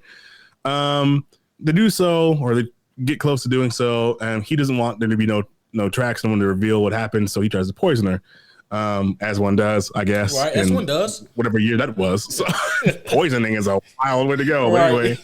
Anyway, bullets, bro. Anyway, so clearly from West Purdue, you can just kill niggas and dump the body over the side of a bayou. So I don't know. He went the long route. He was like, I'm gonna poison her. Anyway, so that shit backfired terribly. Recently, as in the last few years, I'll say 5-6 years, they revealed that the poisoning and the artifact didn't the powers of it changed her anatomy, but she actually got her powers from the green. The green is of course the mythical force that powers probably Les Perdue and the Swamp Thing. Yeah. And also now gave her powers. So she is, I wouldn't say the antithesis of the Swamp Thing because they, on a lot of times, are on the same page. But it's that line mentioned before, if you recall, about what a hero is willing to do to uphold their values and what a villain is willing to do to uphold their values. Now, Swamp Thing, one might argue, and maybe correctly so, that is probably an anti-hero at this point. Homeboy is kind of a force of nature. He kind of just shows up when needed, does his shit, and dips. Like he's not really trying to pick a side or be on a team. He kind of just is like, oh, shit's out of whack? Hold on, I got this shit on. The only time where that isn't the case is it's an asterisk, and that's when Constantine can convince this motherfucker to do something, That's just him having a conversation. Yeah. And something being like, I guess I see why I should step in. Right. Because if I don't, the world's gonna fucking explode. I probably and I am part of the world. So I am the world. So if I blow up, if the world blows up, I'm dead. So I'm gonna go. All right, okay, fine. Yeah. Before I didn't see your point, but now I do. I said that, right? Right. So that's not really. That's kind of him picking his own side. It's not really him picking Constantine's side versus the other guy. Because again, he doesn't really. Neither Poison Ivy nor Swamp Thing really likes humans. We're kind of fucking the world up. Swamp Thing's more tolerant. By a long shot. And thank fucking goodness. If Swamp Thing was an enemy, DC universe would be fucked. Yeah, we're dead. That's it. And so back to the back. So she got poisoned. She came back to life basically as this like green, empowered by the green. She can do. I'll say she can do all the things Swamp Thing can do. Not all the things. She can do most things Swamp Things can do on a much smaller scale. Yeah. And where she tends to go. So she's interesting because she's a femme fatale, obviously, but also she's corrupted because she never in her human life necessarily wanted people to die. She never wanted like people to be harmed. She's a botanist. She loved flowers and plants. A man did her wrong, so that kind of fucked her over. But when she came back from, sort of like very much like the Les. It's interesting that you brought Les Purdue because from what you told me, this sort of like spirit of vengeance, like this the spirit of like revenge and vengeance, it's anger, kind of came back with her of her being fucked over by a man and her being killed for helping this dude steal. you know what I mean? And just the fact that the green itself sort of has this raw, again, like force of nature energy about it that can get angry that when people are just fucking up nature, right? The Swamp Thing has it too. He just contains it a lot better. Yeah. And so when she came back, a lot of her actions could be seen as righteous. She wanted to, people who are big companies like oil companies are dumping oil into the oceans and are polluting the forests. And so a lot of her actions are like, damn, like she does have points. Like I'm with and you. views. Yeah. I'm with her. But then when she decides to just start killing, I think there's actually a scene in the Harley Quinn HBO show where Poison Ivy takes over this chemical plant for a while, and it's a comedic show, all this different comedy. But there's a point that for me was driven home where there's like two like regular ass workers they're working in there of a building of many, right? But they're two regular people and they're working, and plants are taking over and shit. And she says, I forget what she says to the guy, but the point being, my point being that regular people are working in these buildings. Yeah. You know what I'm saying? Like, sure the building's producing sludge, it's causing pollution.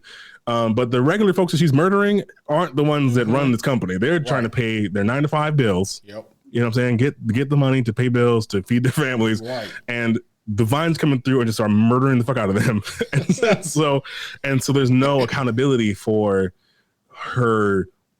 I wouldn't even say wanton, because it's not wanton violence. She has a very direct approach to her violence, but there's no accountability for it. Until Batman shows up and he's like, hey, the fuck are you doing? Right. and then she's like, the right thing? And he's like, no. She's like, oh shit. Well, a lot of times with the beauty of the things of the green, minus Les Purdue sounds like, is that you can most times have a conversation with them. Yeah. And they will oftentimes I should say, listen.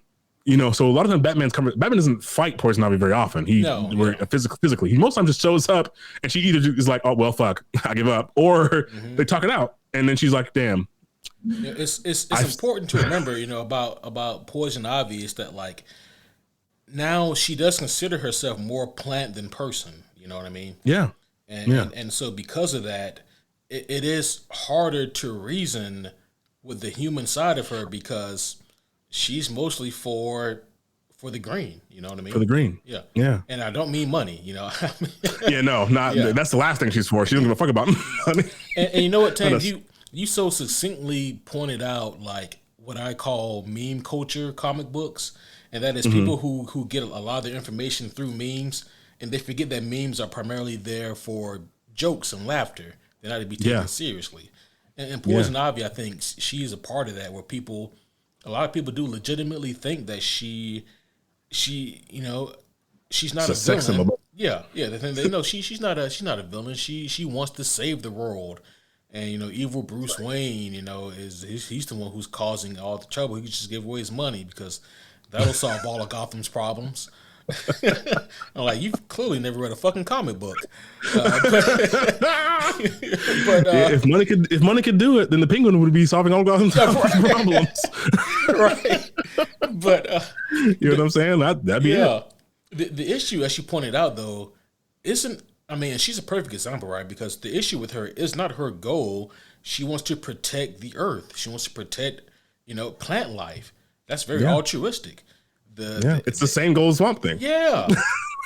Yeah. The issues that how they go about it, where Swamp Thing will shut down. He'll shut down a construction zone or an oil rig by. Don't get me wrong. He'll beat some dudes up. Oh, I mean, if they give him to, but for the most part, like he's at the point now where he can just remove you from the equation. Yeah. Without.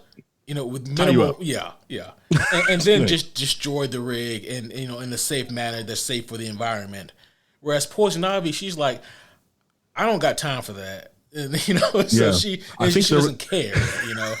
There was a quote by her in one of the comic books. I can't remember which one it was, but a quote by her was, "You have to." She was saying basically like you have to cut the. Let me get it right.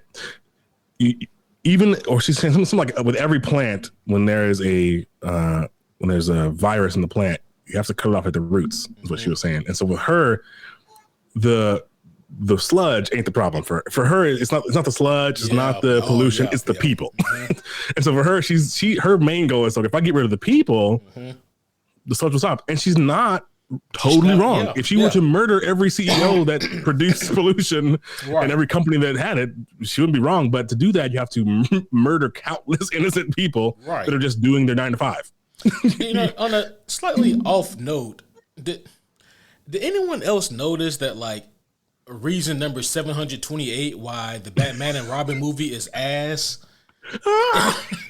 is because the motives didn't make any fucking sense. So None. She wants in that movie. She wants it, obviously, plant life to thrive and grow, and Gotham to be destroyed and all that. Okay, allegedly. Yeah, cool. Why are you teaming up with Dr. Freeze, whose goal is the exact fucking opposite? Is to cause another ice age. The exact fucking polar, pun intended, opposite of what you want. Please explain. Yeah. She's like, I want Gotham to thrive. I'm teaming up with a lava monster. He's gonna fucking burn all the to the. Like, no, that made no sense. It doesn't make sense. And that's one of the things, like I said, where I wish comic books and movies again would just be on the same page, because it doesn't it's not hard to get Poison Ivy right. She doesn't have a lot of very varied goals. Right.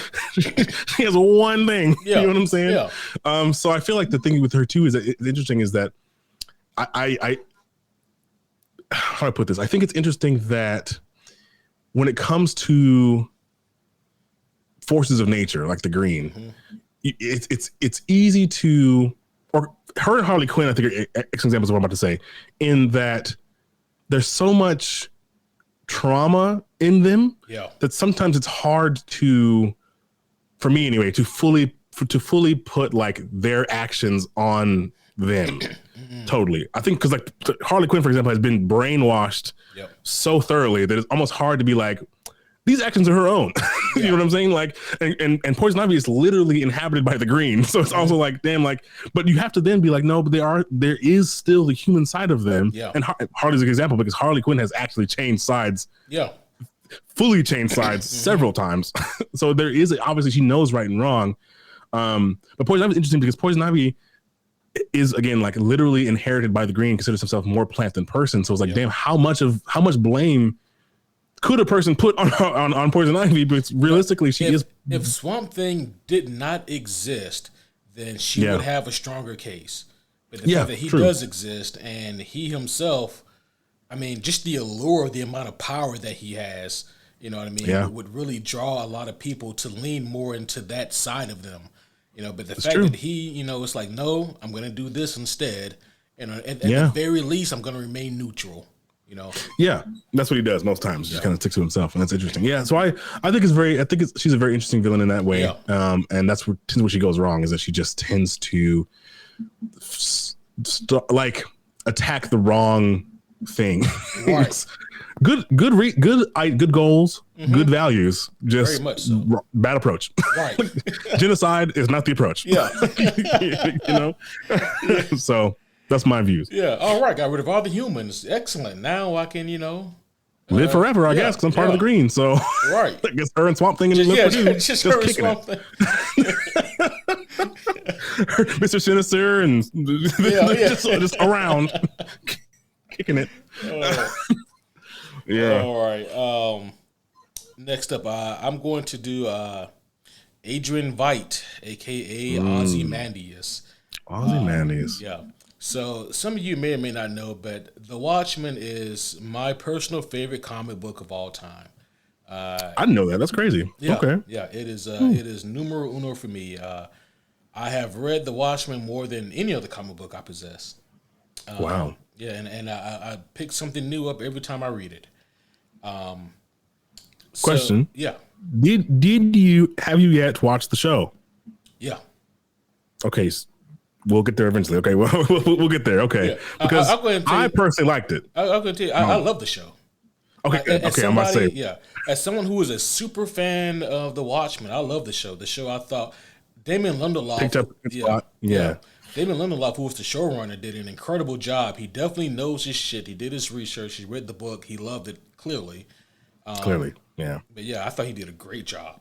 All right. I thought we were going to have beef there for a minute. You were like, yeah. And I was like, okay. But no, we're good. Okay. No. Because that's probably my favorite. I've seen it like 1,000 times. Probably my favorite show. Bro, it's amazing. Of any comic book media. Like, I can't get enough of it. Acting. Yeah. Bro. Couldn't have picked, back to Ozymandias, could not have picked a better older Ozymandias. Oh, Jeremy Irons killed than Jeremy Irons. Yeah. Like, you just can't get better than that. Right. He's so fucking on point for what Ozymandias would be like in his old age. Bro, like the Dr. Manhattan twist, I still think is underrated as fuck. Yes, bro. Oh my god! And then the way it ends. Oh yeah. I'm not gonna spoil. No spoilers here on this podcast. But bro, the way that shit ends. Mm-hmm. Yeah.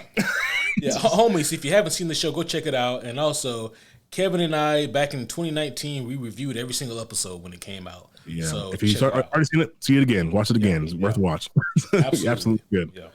Yeah. Great show. And by the way, just on another side note related to that show, the amount of people who were upset about like the Rorschach worshippers clearly didn't understand Rorschach to begin with, you know. Yes, yeah. Clearly don't live in the real world where the Joker is like one of the most popular villains that exist. Yeah.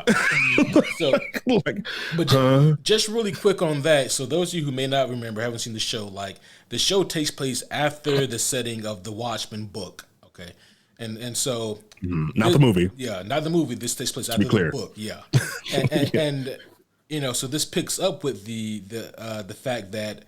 Rorschach's journal, where he wrote down everything that was happening. You know, he sends it into his favorite, at the end of the book, he sends it into his favorite news publication, The New Frontiersman, which is like a conspiratorial right-wing magazine group. Alex Jones. It's Alex Jones before Alex Jones. It's Alex Jones before Alex Jones. What's the name? InfoWars. It's InfoWars. It's InfoWars. Yeah. It's InfoWars. Yeah. And you know, the thing about InfoWars is the same thing about The New Frontiersman.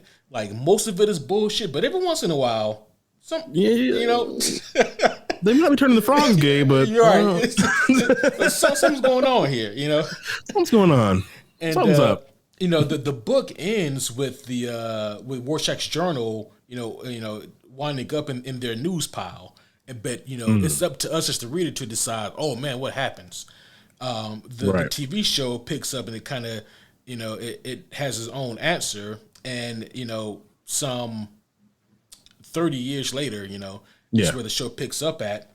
And people have, you know, the world has, you know, kind of fallen back again into the brink because it was all bullshit, they realized. But but Rorschach, because of his writings, again, going back to like the topic of religion, how you can misinterpret writings, people have taken his writings and his ramblings and they've kind of formed a little cult around Rorschach, where these guys wear their own mask, and you know what I mean. They try to do what they think based off of that journal, what Rorschach would do.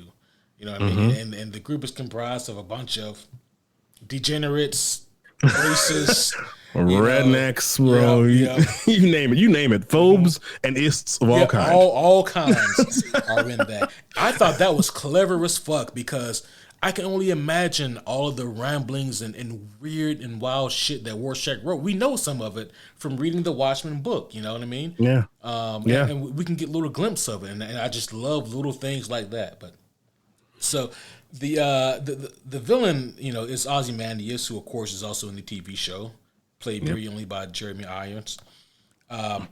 But in terms of Ozymandias and how he fits into the villain philosophy, Alan Moore, the guy who wrote this, he, in my mind, he damn near created the archetype of this level of villain who does something so bad but has the purest of motives. So essentially, Ozymandias' plan here is that he is the world's smartest man in the Watchmen universe. And he knows before anyone else that, okay, Russia, they tweaking right now. The U.S., the U.S. has, that sounds so bad to say in light of real world events right now, but Russia is tweaking right now. Everybody, in case you didn't know, Russia currently tweaked the fuck out in current day, 2023, still tweaking. Putin been on that bullshit, you know what I mean? Right, straight up. Anyway, sorry. But and the U.S. is on a power trip because they got a fucking nuclear deterrent called Dr. Manhattan, and because of Dr. Manhattan, U.S. won the Vietnam War. Whereas we know that in our actual reality, that shit we did not win. Absolutely not. Yeah, got served up on a silver platter and kicked the fuck out. Right. Yeah. But anywho, it's at the point now where the U.S. they've kind of maybe pushed things too far in terms of their power and influence, and Russia's had enough. And they've done the calculations, and they realized that Dr. Manhattan, if they were to launch 13 nukes, Dr. Manhattan may be able to stop 5 or 6. But those other this is what they believe. Yeah, this is what they think. Those other ones are probably going to get through. Yeah, they think. Yeah. But the issue here is that if that were to happen, then the New West would also launch nukes, and then maybe China, and then what Ozymandias sees will happen is this will just end up being mutually assured destruction. This will end modern civilization and possibly the world if this shit gets to popping. So he comes up with an idea, and his idea is really fucking deep, and it has layers upon layers. Yeah. But part one of that idea is he, through a very subtle means, he's able to convince the world. First of all, he kills the comedian because the comedian actually stumbled upon his idea before anyone else did, and the comedian knew there's nothing he could do to stop it. But he kills the comedian anyway to get rid of that loose end. And then he convinces the world that Dr. Manhattan gives off radiation that causes cancer. And he does so by, through various means, instilling cancer in people who were associated with Dr. Manhattan.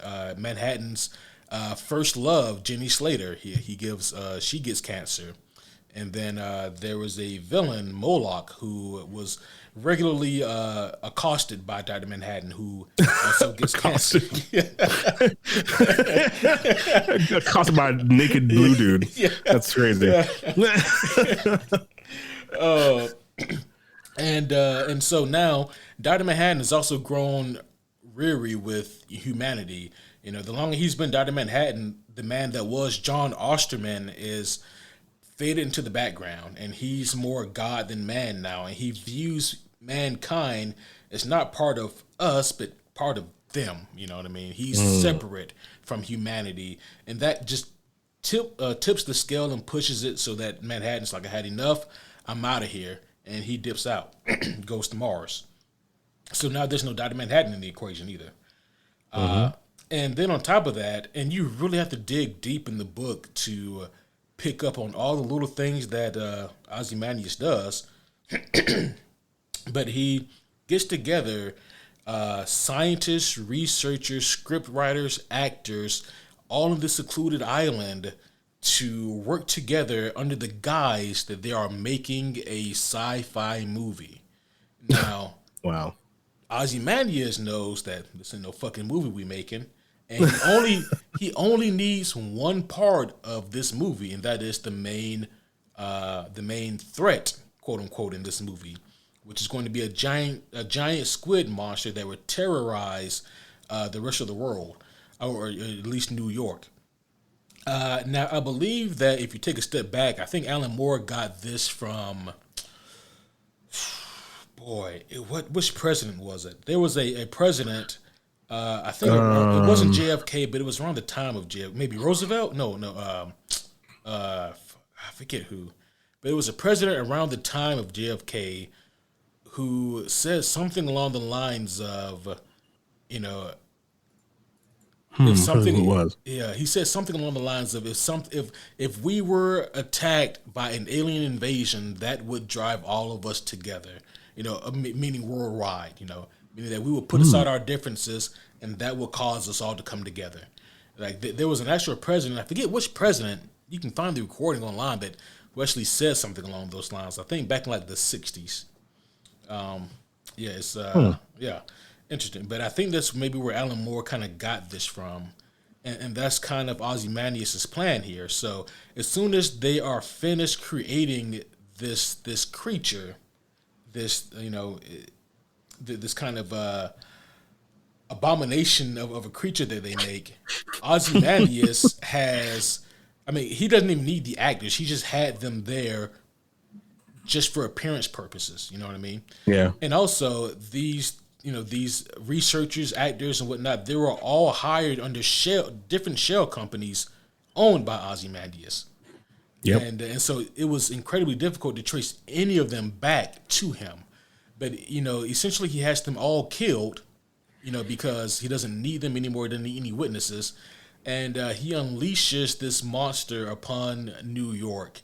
And now the purpose of this is that upon seeing that, New York was attacked by an apparent alien, that would cause a ceasefire in this heated up Cold War between Russia and U.S., and that they will come together to work to stop, the alien threat, invasion potential. And I mean, and again, that's the brilliance of the TV show, because Damon Lindelof picked up on that. Thank goodness. And that's why it would rain squids on occasion in the TV show, just to kind of remind people that, hey, so the reason why there's this ceasefire is because we have to stop this alien threat. The government knows it doesn't exist, but yeah, but people aren't getting mad about it, right? Yeah. So and so with Ozymandias, the whole idea behind him is this: he did undoubtedly prevent World War III, which would have more than likely resulted in the end of the world, end of modern civilization as we know it.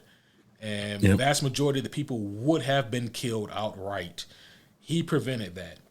But in doing so, he sacrificed the lives of 2 million people who were innocent. Yep. Now, since 1986, 87 when this came out, people have been debating and discussing the morality of what he did, and was this the right call? So here's the thing: I cannot tell you if this was the right call, but I can tell you that whether knowingly or unknowingly, Ozymandias made himself the villain. Because you can't sacrifice the lives of 2 million people and also claim to be the savior at the same time. But for me, the question becomes with this is like, was there another option? The answer is yes. Dr. Manhattan exists. he's right there. And to your point, before Manhattan left, part of the reason Manhattan left is because people were turning against him because of the radiation plot that Ozymandias was making. Ozymandias could have very well just have asked Manhattan to just delete the nukes from existence. Here's the problem with that: Manhattan wouldn't have done it. No, we could have asked. He did. The conversation didn't even happen. you know what I mean? Because I think about it like this too: the U.S. knows that Russia has nukes, and they knew that they were on the brink of nuclear war with Russia. Yeah. You think they didn't ask Manhattan to deal with this before it gets out of hand? You know what I mean? Probably. But I think it would have, coming from a friend, quote unquote, may have had a different effect on him than coming from the U.S. government, who he'd already fought a war for already. So I'm just saying, interesting to bring up though that the options weren't even explored. The reason that I view Ozymandias as a villain, is because versus like, so for example, like Batman knows that Superman on his team, right?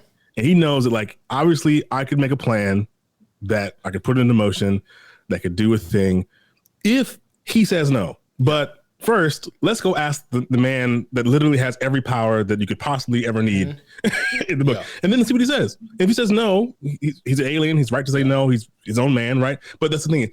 Batman will explore every option to avoid mass death if he can.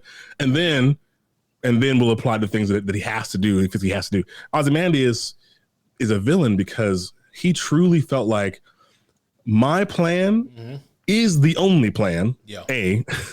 There is no plan that excludes the deaths of 2 million people. And I won't even ask. In fact, if anyone even finds out about the plan, they're getting killed. And I won't even ask the man who has all the powers in the book because at the end of it, Ozymandias is a very prideful person. He's like, I want the praise, the success. Actually, even though he doesn't. Because no one can ever know. Not from the people. Not from the people. You don't want from them. Right. But like he wants to feel like he's better than everybody else. And to do that, he can't ask Manhattan because Manhattan he knows more powerful than him, but he can't. He won't.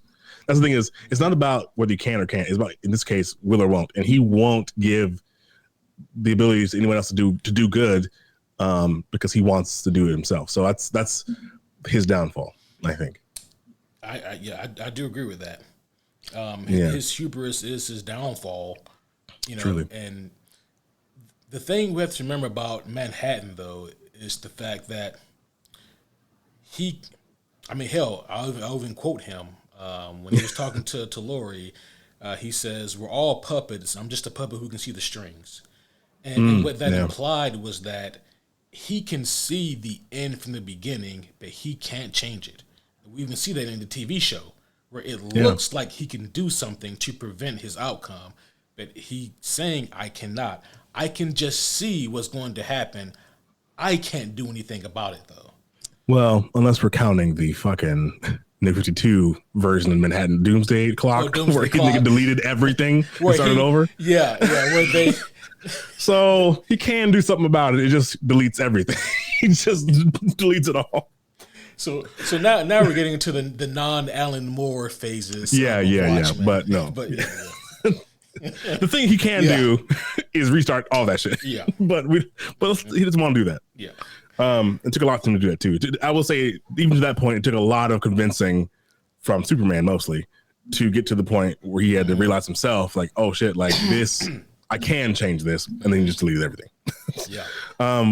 But anyway, I agree that. But as far as Ozymandias goes, and that's why I also say that Dr. Manhattan at a certain point becomes a force of nature, like Swamp Thing, because he separates himself, even though he has a human side.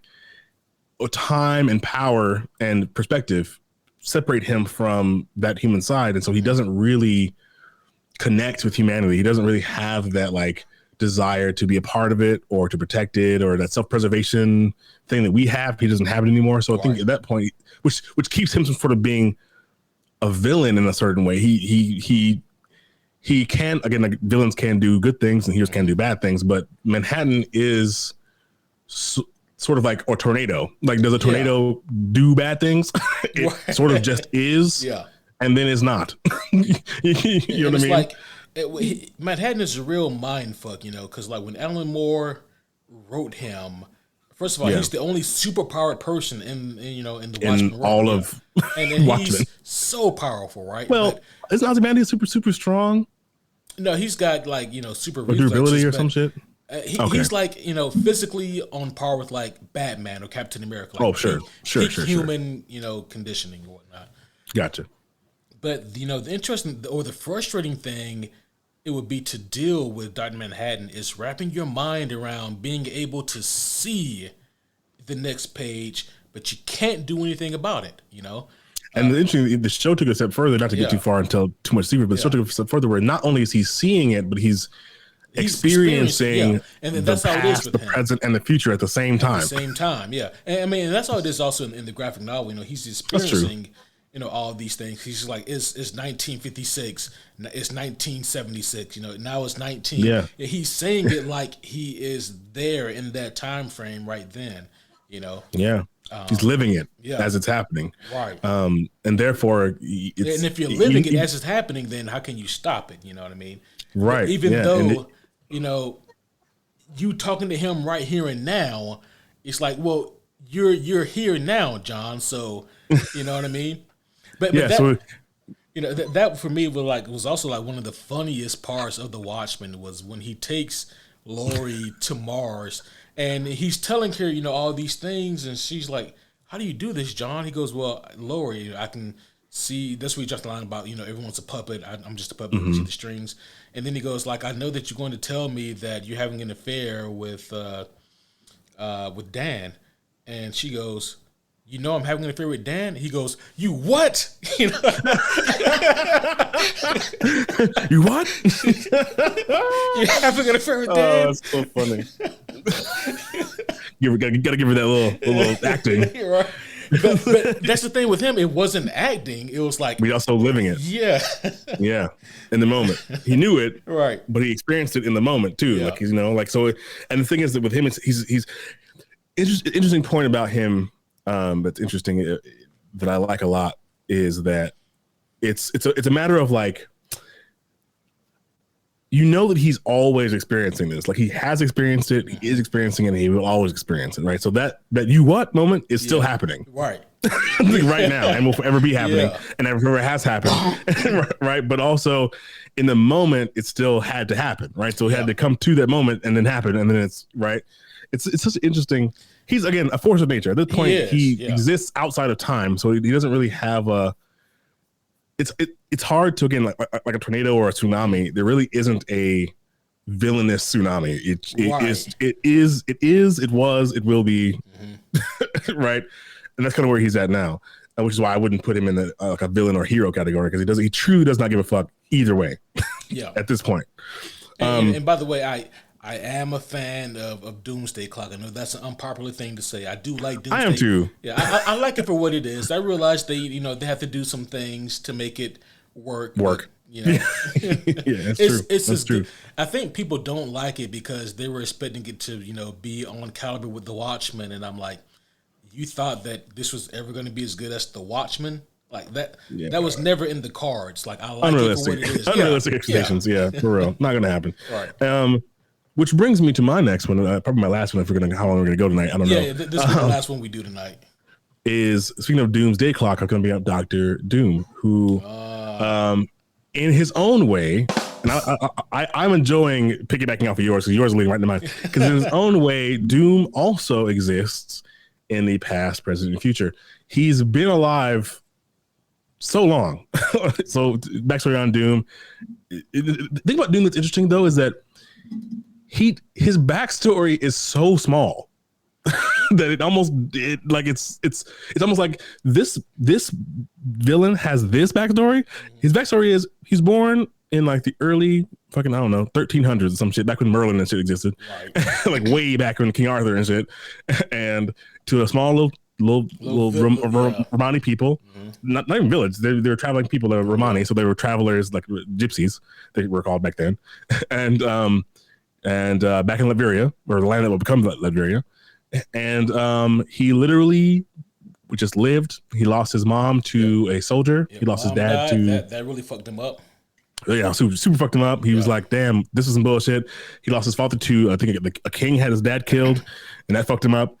And then he's like, I'm going to learn magic, which, you know what? Hey, do you, brother? I mean, as one tends to do. You know what I mean? He's like, this magic guy around, this guy with Excalibur who's fucking around with King Arthur. I'm going to go ask him. So he goes and asks Merlin, and Merlin's like, I guess I can teach you some magic eventually, right? So Merlin teaches him a little thing or two here, thing here and there. And he's like, I need more. And Merlin's like, nah, I'm not giving you no more magic. You already know too much magic. So you're like, you know more than King Arthur does. I'm not giving you no more magic. Right. And then he's like, fine, I'll go ask your rival. So he goes ask Morgan Le Fay, and she's like, sure. Like, I got nothing else to do except fuck with Merlin. So I'm gonna teach you some magic.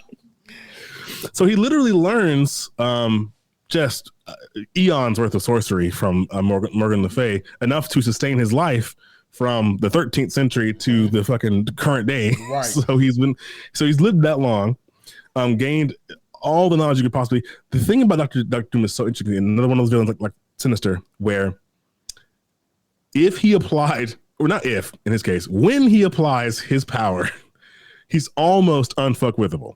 Oh yeah. Like there's so many examples. Yeah. Yeah. I mean, what was it? Secret Wars, where he made an entire universe. 2015. Put Secret everybody Wars. in that bitch and then made them fight to the death. And it's important to note, right, that like that could have been Doctor Strange, right? Because not to get too lost in the weeds, but Strange and Doom, you know what I mean? They're the ones that they go on this like cosmic search for the source of all this bullshittery with the incursions and whatnot. And they come across the Beyonders, plural, like there's more than one of them. And they have the opportunity to harness the power for themselves. Doctor Strange is about to do it, but in a moment of morality and clarity for him, he's like, to quote Kanye West, no one man should have all this power, you know? Yes, to quote Kanye. And Doom's like, yes, very nice. And then he, Doom. He says, you know what, you're right. I'm not one man, so I'm going to go ahead and take it. I am the man, not one man. I'm taking it. So he does. You're right. That's actually the second time we see God King Doom, you know? Yeah, no, this is, and he's so strong to the point. Doom is on the level. By the way, my hands down favorite villain of all time, but he's on the level where Thanos comes steps to him.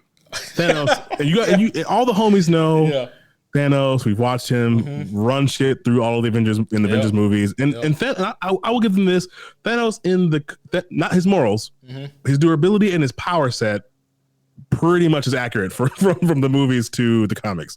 He's that strong in the comics, probably even stronger to be honest in the comics.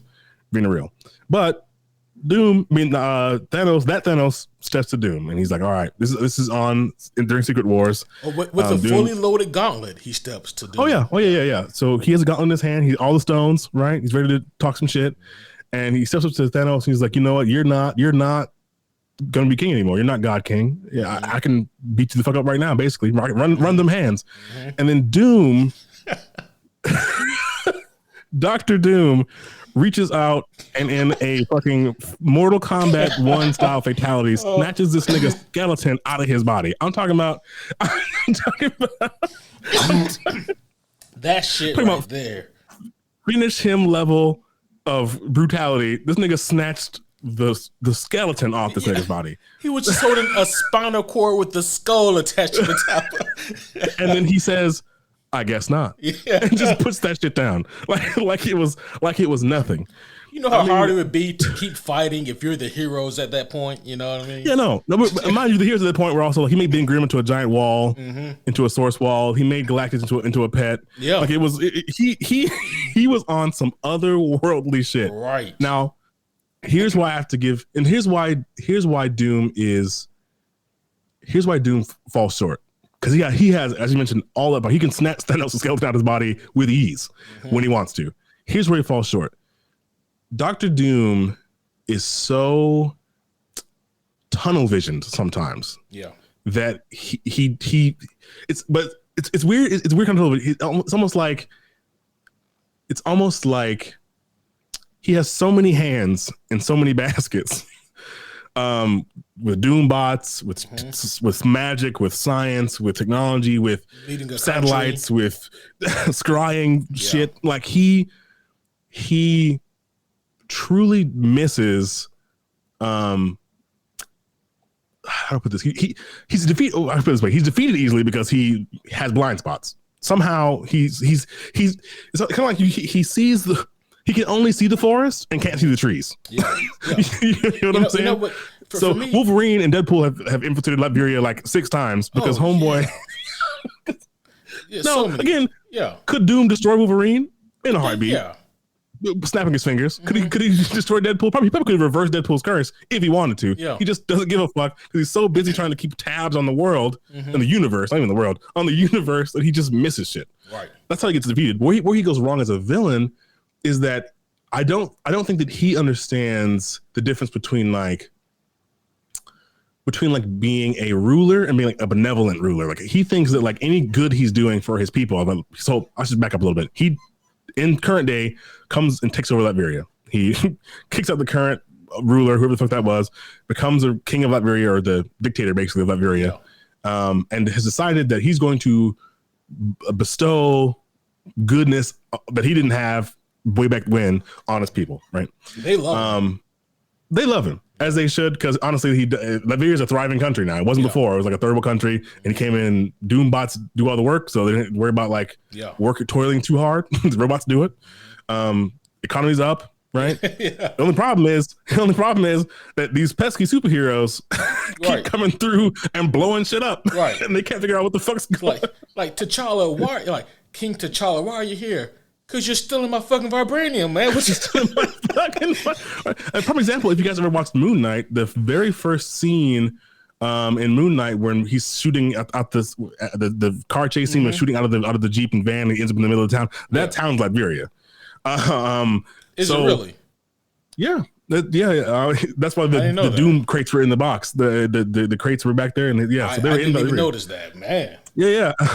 They were chilling. They didn't stay very long, as you could imagine, because Doom would show the fuck up and destroy them. But but that's what they were at the time. Because Mark was on a mission doing something over there. So anyway, but no, so that's kind of how to put a more precise point on it. He has a lot of plans, right? A lot of power to execute those plans. The problem is that like those plans, much like Ozymandias, only really exist for his benefit. Or his entertainment sometimes. His plan for world peace was secret wars. Somehow. He said, you know what I'm gonna do?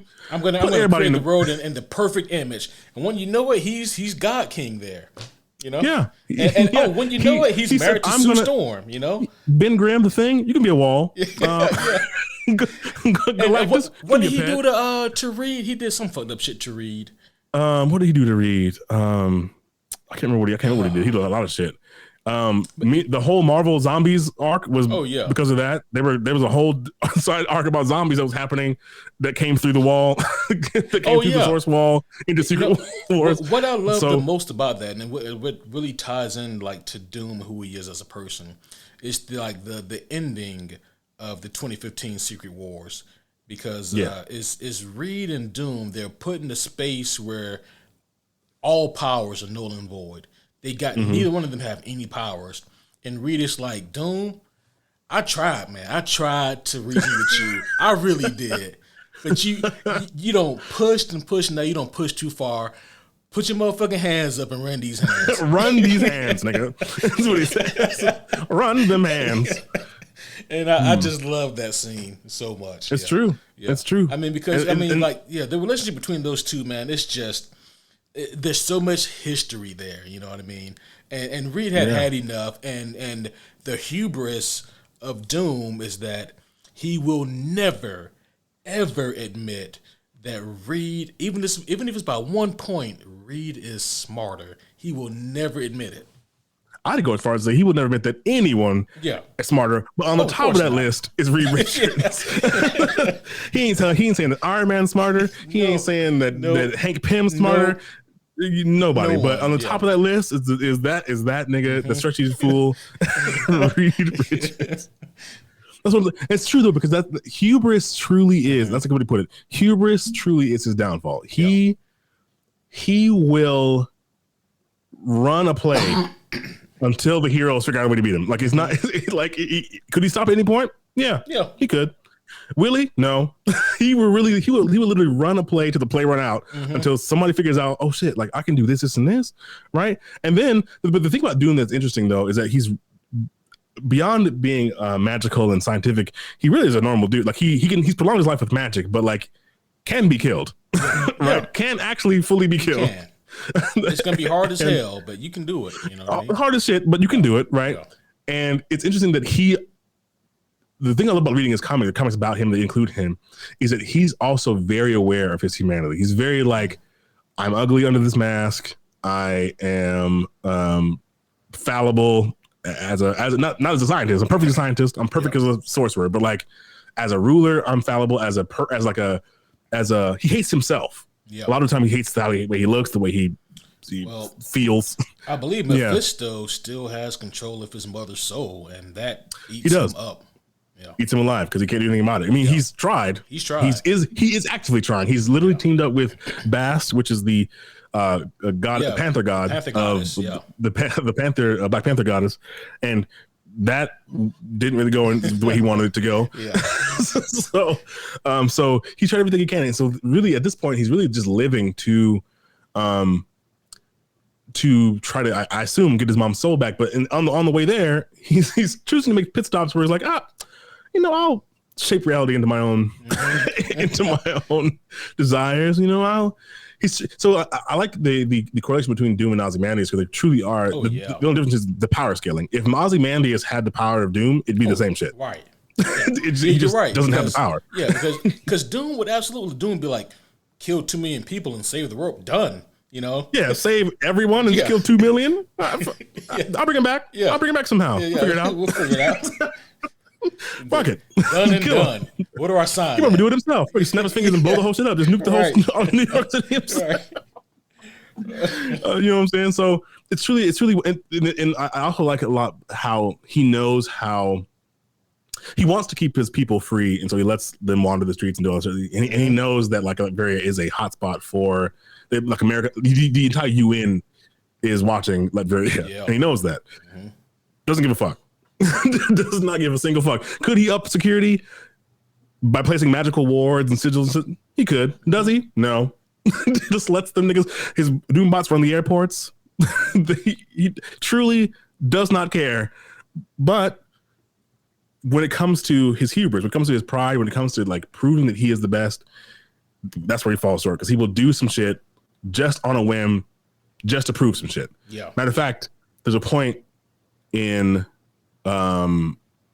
Illuminati when I can't remember who he was. They were having a meeting. All the big team leaders were having a meeting. Doctor Strange was there. Professor X was there. Everyone that hasn't read it, all the big team, the big boys were in the room. And Doom shows up, teleports in. By the way, badass shit because it's a secret hidden meeting somewhere that he wasn't invited to, and nigga just teleports into the fucking room, and they can't kick him out. So they're like, I guess Doom's here. I think it was a Namor or the Hood. Somebody asked, why the fuck's he here? And the next panel, all you see is that nigga being blown through the wall. Oh, I remember that. Nigga just being blown through the back of a wall into like the next room or outside the street and some shit. And Doom being like, never question me again, basically. And so the whole thing is just like, damn, like this man will do some shit on a whim just to prove his badassery. To say I can. Like, that's it. That's it. Yeah, it's just that's where he falls short. You're right. Because like that shit ain't necessary. Obviously that's not necessary, but just to prove a point. Necessary. Yeah, just to prove a point. So he did kill Thanos? No, but to prove a point, he did. It is important to note that, right? Like during that instance, he did have like the powers of the Beyonders, Oh yeah, but he got that power himself. Mm-hmm. And again, like that's not the first. That's the second time he did it. The first time was in the original Secret Wars when the Beyonder put them all on Battle World, and what happened at the end of that? Doom usurped the Beyonder's power and became God King Doom. Yep. Beyonder didn't learn shit the first time, so he's like, let me show you the second time. And that's what I'm saying. Like, Doom is an example of the Kanye West saying, "Or no one man shall have all that power." Doom is the living embodiment of power incarnate, unchecked. Because Reed tries to check it, but let's be real. What's he gonna do? Right. He does his best. They do their best, but it's not it. Doom does what Doom wants to do when he wants to do it, and most times, unfortunately, his hubris is what caused him to be a villain. If he were to simply want to do good, right? If he just was like, I'm a good person. I should say this: Doom is a villain because Doom is not a good person. Right. That's what it comes down to, right? Eddie Brock is a hero or anti-villain because he is a good person at the core, right? To be, yeah. Right, yeah. The dude who's what's the guy's in Carnage? What's the guy's name? Cletus Cassidy. Cletus Cassidy is a bad person. Yeah, on the inside, right? Just bad. And I'll just pass it on to mention. I was going to bring up Norman Osborn. Norman Osborn is interesting because he's not a bad person, right? But has a personality that it's in a part of him that is bad. Doom, however, is just a person and is a normal dude with far too much power that no one's checking. and that's why he's a villain. That's why he's a unique villain to me anyway, because most villains are like, I want to do bad things. He don't want to do bad things. He just wants to do Doom shit. Right. And he does.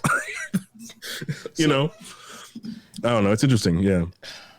So, we are out of time here tonight, but, there's so much more we could do and so many other characters we could discuss. Oddly enough, like two of the most obvious villains are like Magneto and Thanos, who, neither one of us really put them on our list because they are the obvious ones that we kind of thought that the other was going to do it. And I think that's fucking great. But ultimately, I feel like you guys already know, the ins and outs of both those characters. You guys watch Infinity Wars and Endgame and all the old X-Men movies. They got it, They covered it. You watch Magneto float a whole stadium over and almost try to kill the president. You know what the deal was. I feel like you guys understand their philosophy pretty well by now. You know what I mean? We got it. But man, this was a lot of fun, Taim. I had a blast. I agree. Yeah, this definitely lived up and maybe even surpassed what I had in mind for this. It was just so cool, looking at like these villains from a slightly different light and kind of understanding more about maybe why they do some of the things they do. You had some amazing picks, and I had a lot of fun just really thinking about those guys. So, great job. Can I quickly say, in my bias and in my excitement about Doom, I hope that the homies now understand why the fucking Fantastic Four movie. Bro, I was going to bring that up, but I was like, no. I'm just going to real quick because we can go all night. I just need to say that now that we've said what we've said, do you understand why more the Fantastic Four movie, that especially the last one that was made, was such a fucking travesty? Because Doom ain't nothing like that. So I just quickly, I shit you not, Taim. I was this close a few minutes ago to asking you, what would it take to get a good Doom on screen? But I was like, real quick answer. I'll get a quick one. Okay, a real good Doom. A real good Doom would real quick have to be a normal dude. Start there, not some hyper capitalist like in the first movie, or not some weirdo and weird alien creature that shoots lightning out of his eyes or some weird ass shit. Can make your head pop. Right. A normal dude who just has unchecked power. Someone who they show doing whatever the fuck he wants, whenever the fuck he wants. And I don't know how you do this in the movie, but a good Doom would have to be someone who is so powerful from the jump, I believe, that the entire movie is the heroes on the back foot a lot of the time until they figure out a way to overcome because there really isn't a way to do. I'll give you another quick one. The Mandarin, same thing. There really isn't a way to do them without starting the heroes off on the back foot from the beginning. There really isn't a way to do it. Now, we'll see what they do. Then another movie has been the cast. They said the Fantastic Four has been cast. We'll see what they do. If they choose Doom for this next iteration of movie. Do you want to see Doom in this movie? I want to see what they do with the movie first. I don't want Doom to be the first villain. Maybe Galactus can be the first one again. We can try that again. Give it a go around. I think that's too big for the first villain too, honestly. Or the Herald, maybe not Galactus himself, but maybe like the Herald or something. But I don't know who they would first. The Lizard Man. I don't know who the fuck the first villain would be. The Mole Man. What about Mole Man. Huh? What about Molecule Man? Molecule Man would be great. Yeah. That actually makes the most sense. Yeah. A fantastic villain a fantastic villain. Yeah, I don't want to see Doom again until they figure out the formula. But for me, I think we've had a lot of like, and don't get me wrong, Doom is megalomaniacal. Yeah. He is that very much, but he's not some venture capitalist and he ain't some like alien. So I think that having just a normal dude be very like, maybe even do it in the Clark Kent style where like he seems like a normal guy at first and then like he goes in the back alley and comes out and he's like, comes out as Doom. He's doing like random shit, a villainy. I don't know what the goal would be. I don't know. I think for me, I know it's longer than I thought, but real quick, I promise real quick. If we get the X-Men movie we think we're gonna get with Deadpool, right? And we go into Doctor Strange, right? We got the Darkhold and all that shit. Doom is directly tied to the Darkhold, and a lot of times he's used it a bunch of times. He's held it, but I think at the end of, well, no spoilers, but you guys should just play Midnight Suns in general. No spoilers there. But no, I think that he's talked to the Darkhold a lot, so you should generally, I think that like you should include him in that storyline because it already exists, and then that you can go from there. There's no really bad downside from that. So, but as long as his personality is right, I think we're good. If it were up to me, I would not put Doom in the first Fantastic Four movie they do. And this is a normal person. I would Victor Vaughn. I mean, I would give him his own movie, to be honest. Oh yeah, because honestly, I think that's the only way to accurately portray him.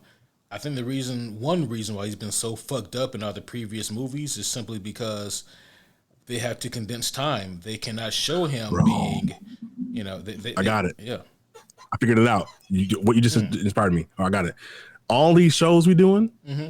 If we just skipped, I mean, Jonathan Major's going through his own thing. God bless him. Right, he's going through his own shit right now. Yep. If we just postpone the Kang shit for a minute, right, and we made the next Moon Knight, the next whatever else the other shows are about, happening around like Latveria and like Doom shit, because Deadpool again already is tied to Doom in a lot of ways. He's influenced Latveria a lot. So is Wolverine. That seems like an easy in.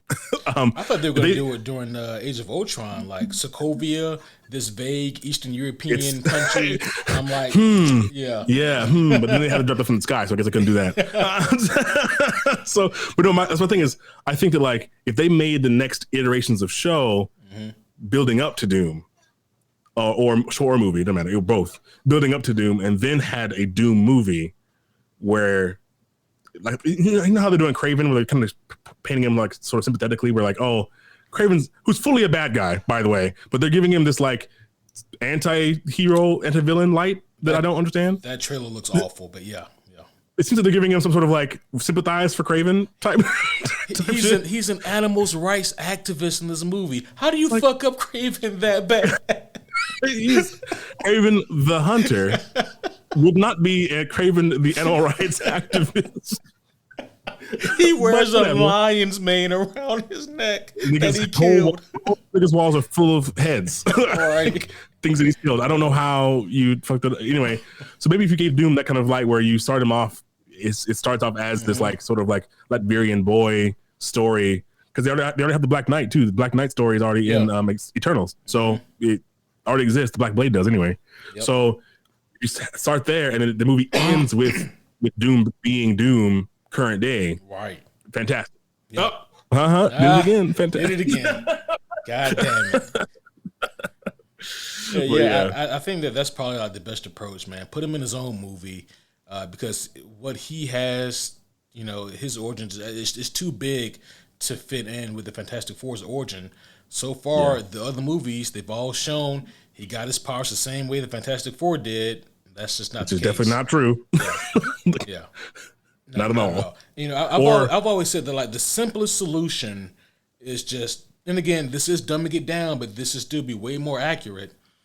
Just they need to understand Doom is someone who has magic on par with Doctor Strange and technology on par with Tony Stark. I say that because I know that the MCU can wrap their brains around that. And if they can just adapt that to this man, we're off to a better start than those other movies. Exactly. Like if anything, Tony Stark got his idea of Ultron from the Doombots, if anything. I mean, hell, not directly, but but hell, even in the comics, it was Hank Pym that made Ultron. That's true, very true. So that's also wrong. Yeah. But no, you're right. That they can wrap around that, and then add the fact that he can hold their own. Yeah, he's magic of Strange, technology of Stark, and can hold his own against both. Yeah. I think that would be the perfect mix. Because there's truly a lot of things about him that like just need to be more. It sounds weird to say, but just need to be more normal. Like we have seen too many versions of him that's like, what is this? What is this version of him? Like, this is not a person. The problem also comes when when you don't understand. Again, this I guess what we just discussed. Like when you don't understand what a character can do, they just kind of do anything. Yeah, and that was especially the case in the 2015 movie. Yeah, God, bro. Yeah, so I think if the next season of iterations of the movie had Doombot start showing up, just in the background or like in the foreground, I think that'd be a start. We'd be like, oh, that's something. That's something. Anyway, yeah. I'm so for that. But Taim, my brother, thank you again for being on tonight. This has been an absolute blast. Every time 3 hours. Holy shit. Has it been that? Yeah. So here's the interesting thing. Like the homies only going to get like 2 hours and 15 minutes of this, 3 hour. Oh shit, you're right. Yeah. We talked for an hour before. Like the other 45 minutes or so, that's just for us. Hell yeah. Hell yeah. Bro time. Homie time, if you will. Yeah, exactly. But homies, will we see you guys again soon? Until then, my name is Superhero Homie Q, and that is Superhero Homie Taim. Thank you again. We'll see you guys next time. Yes, sir.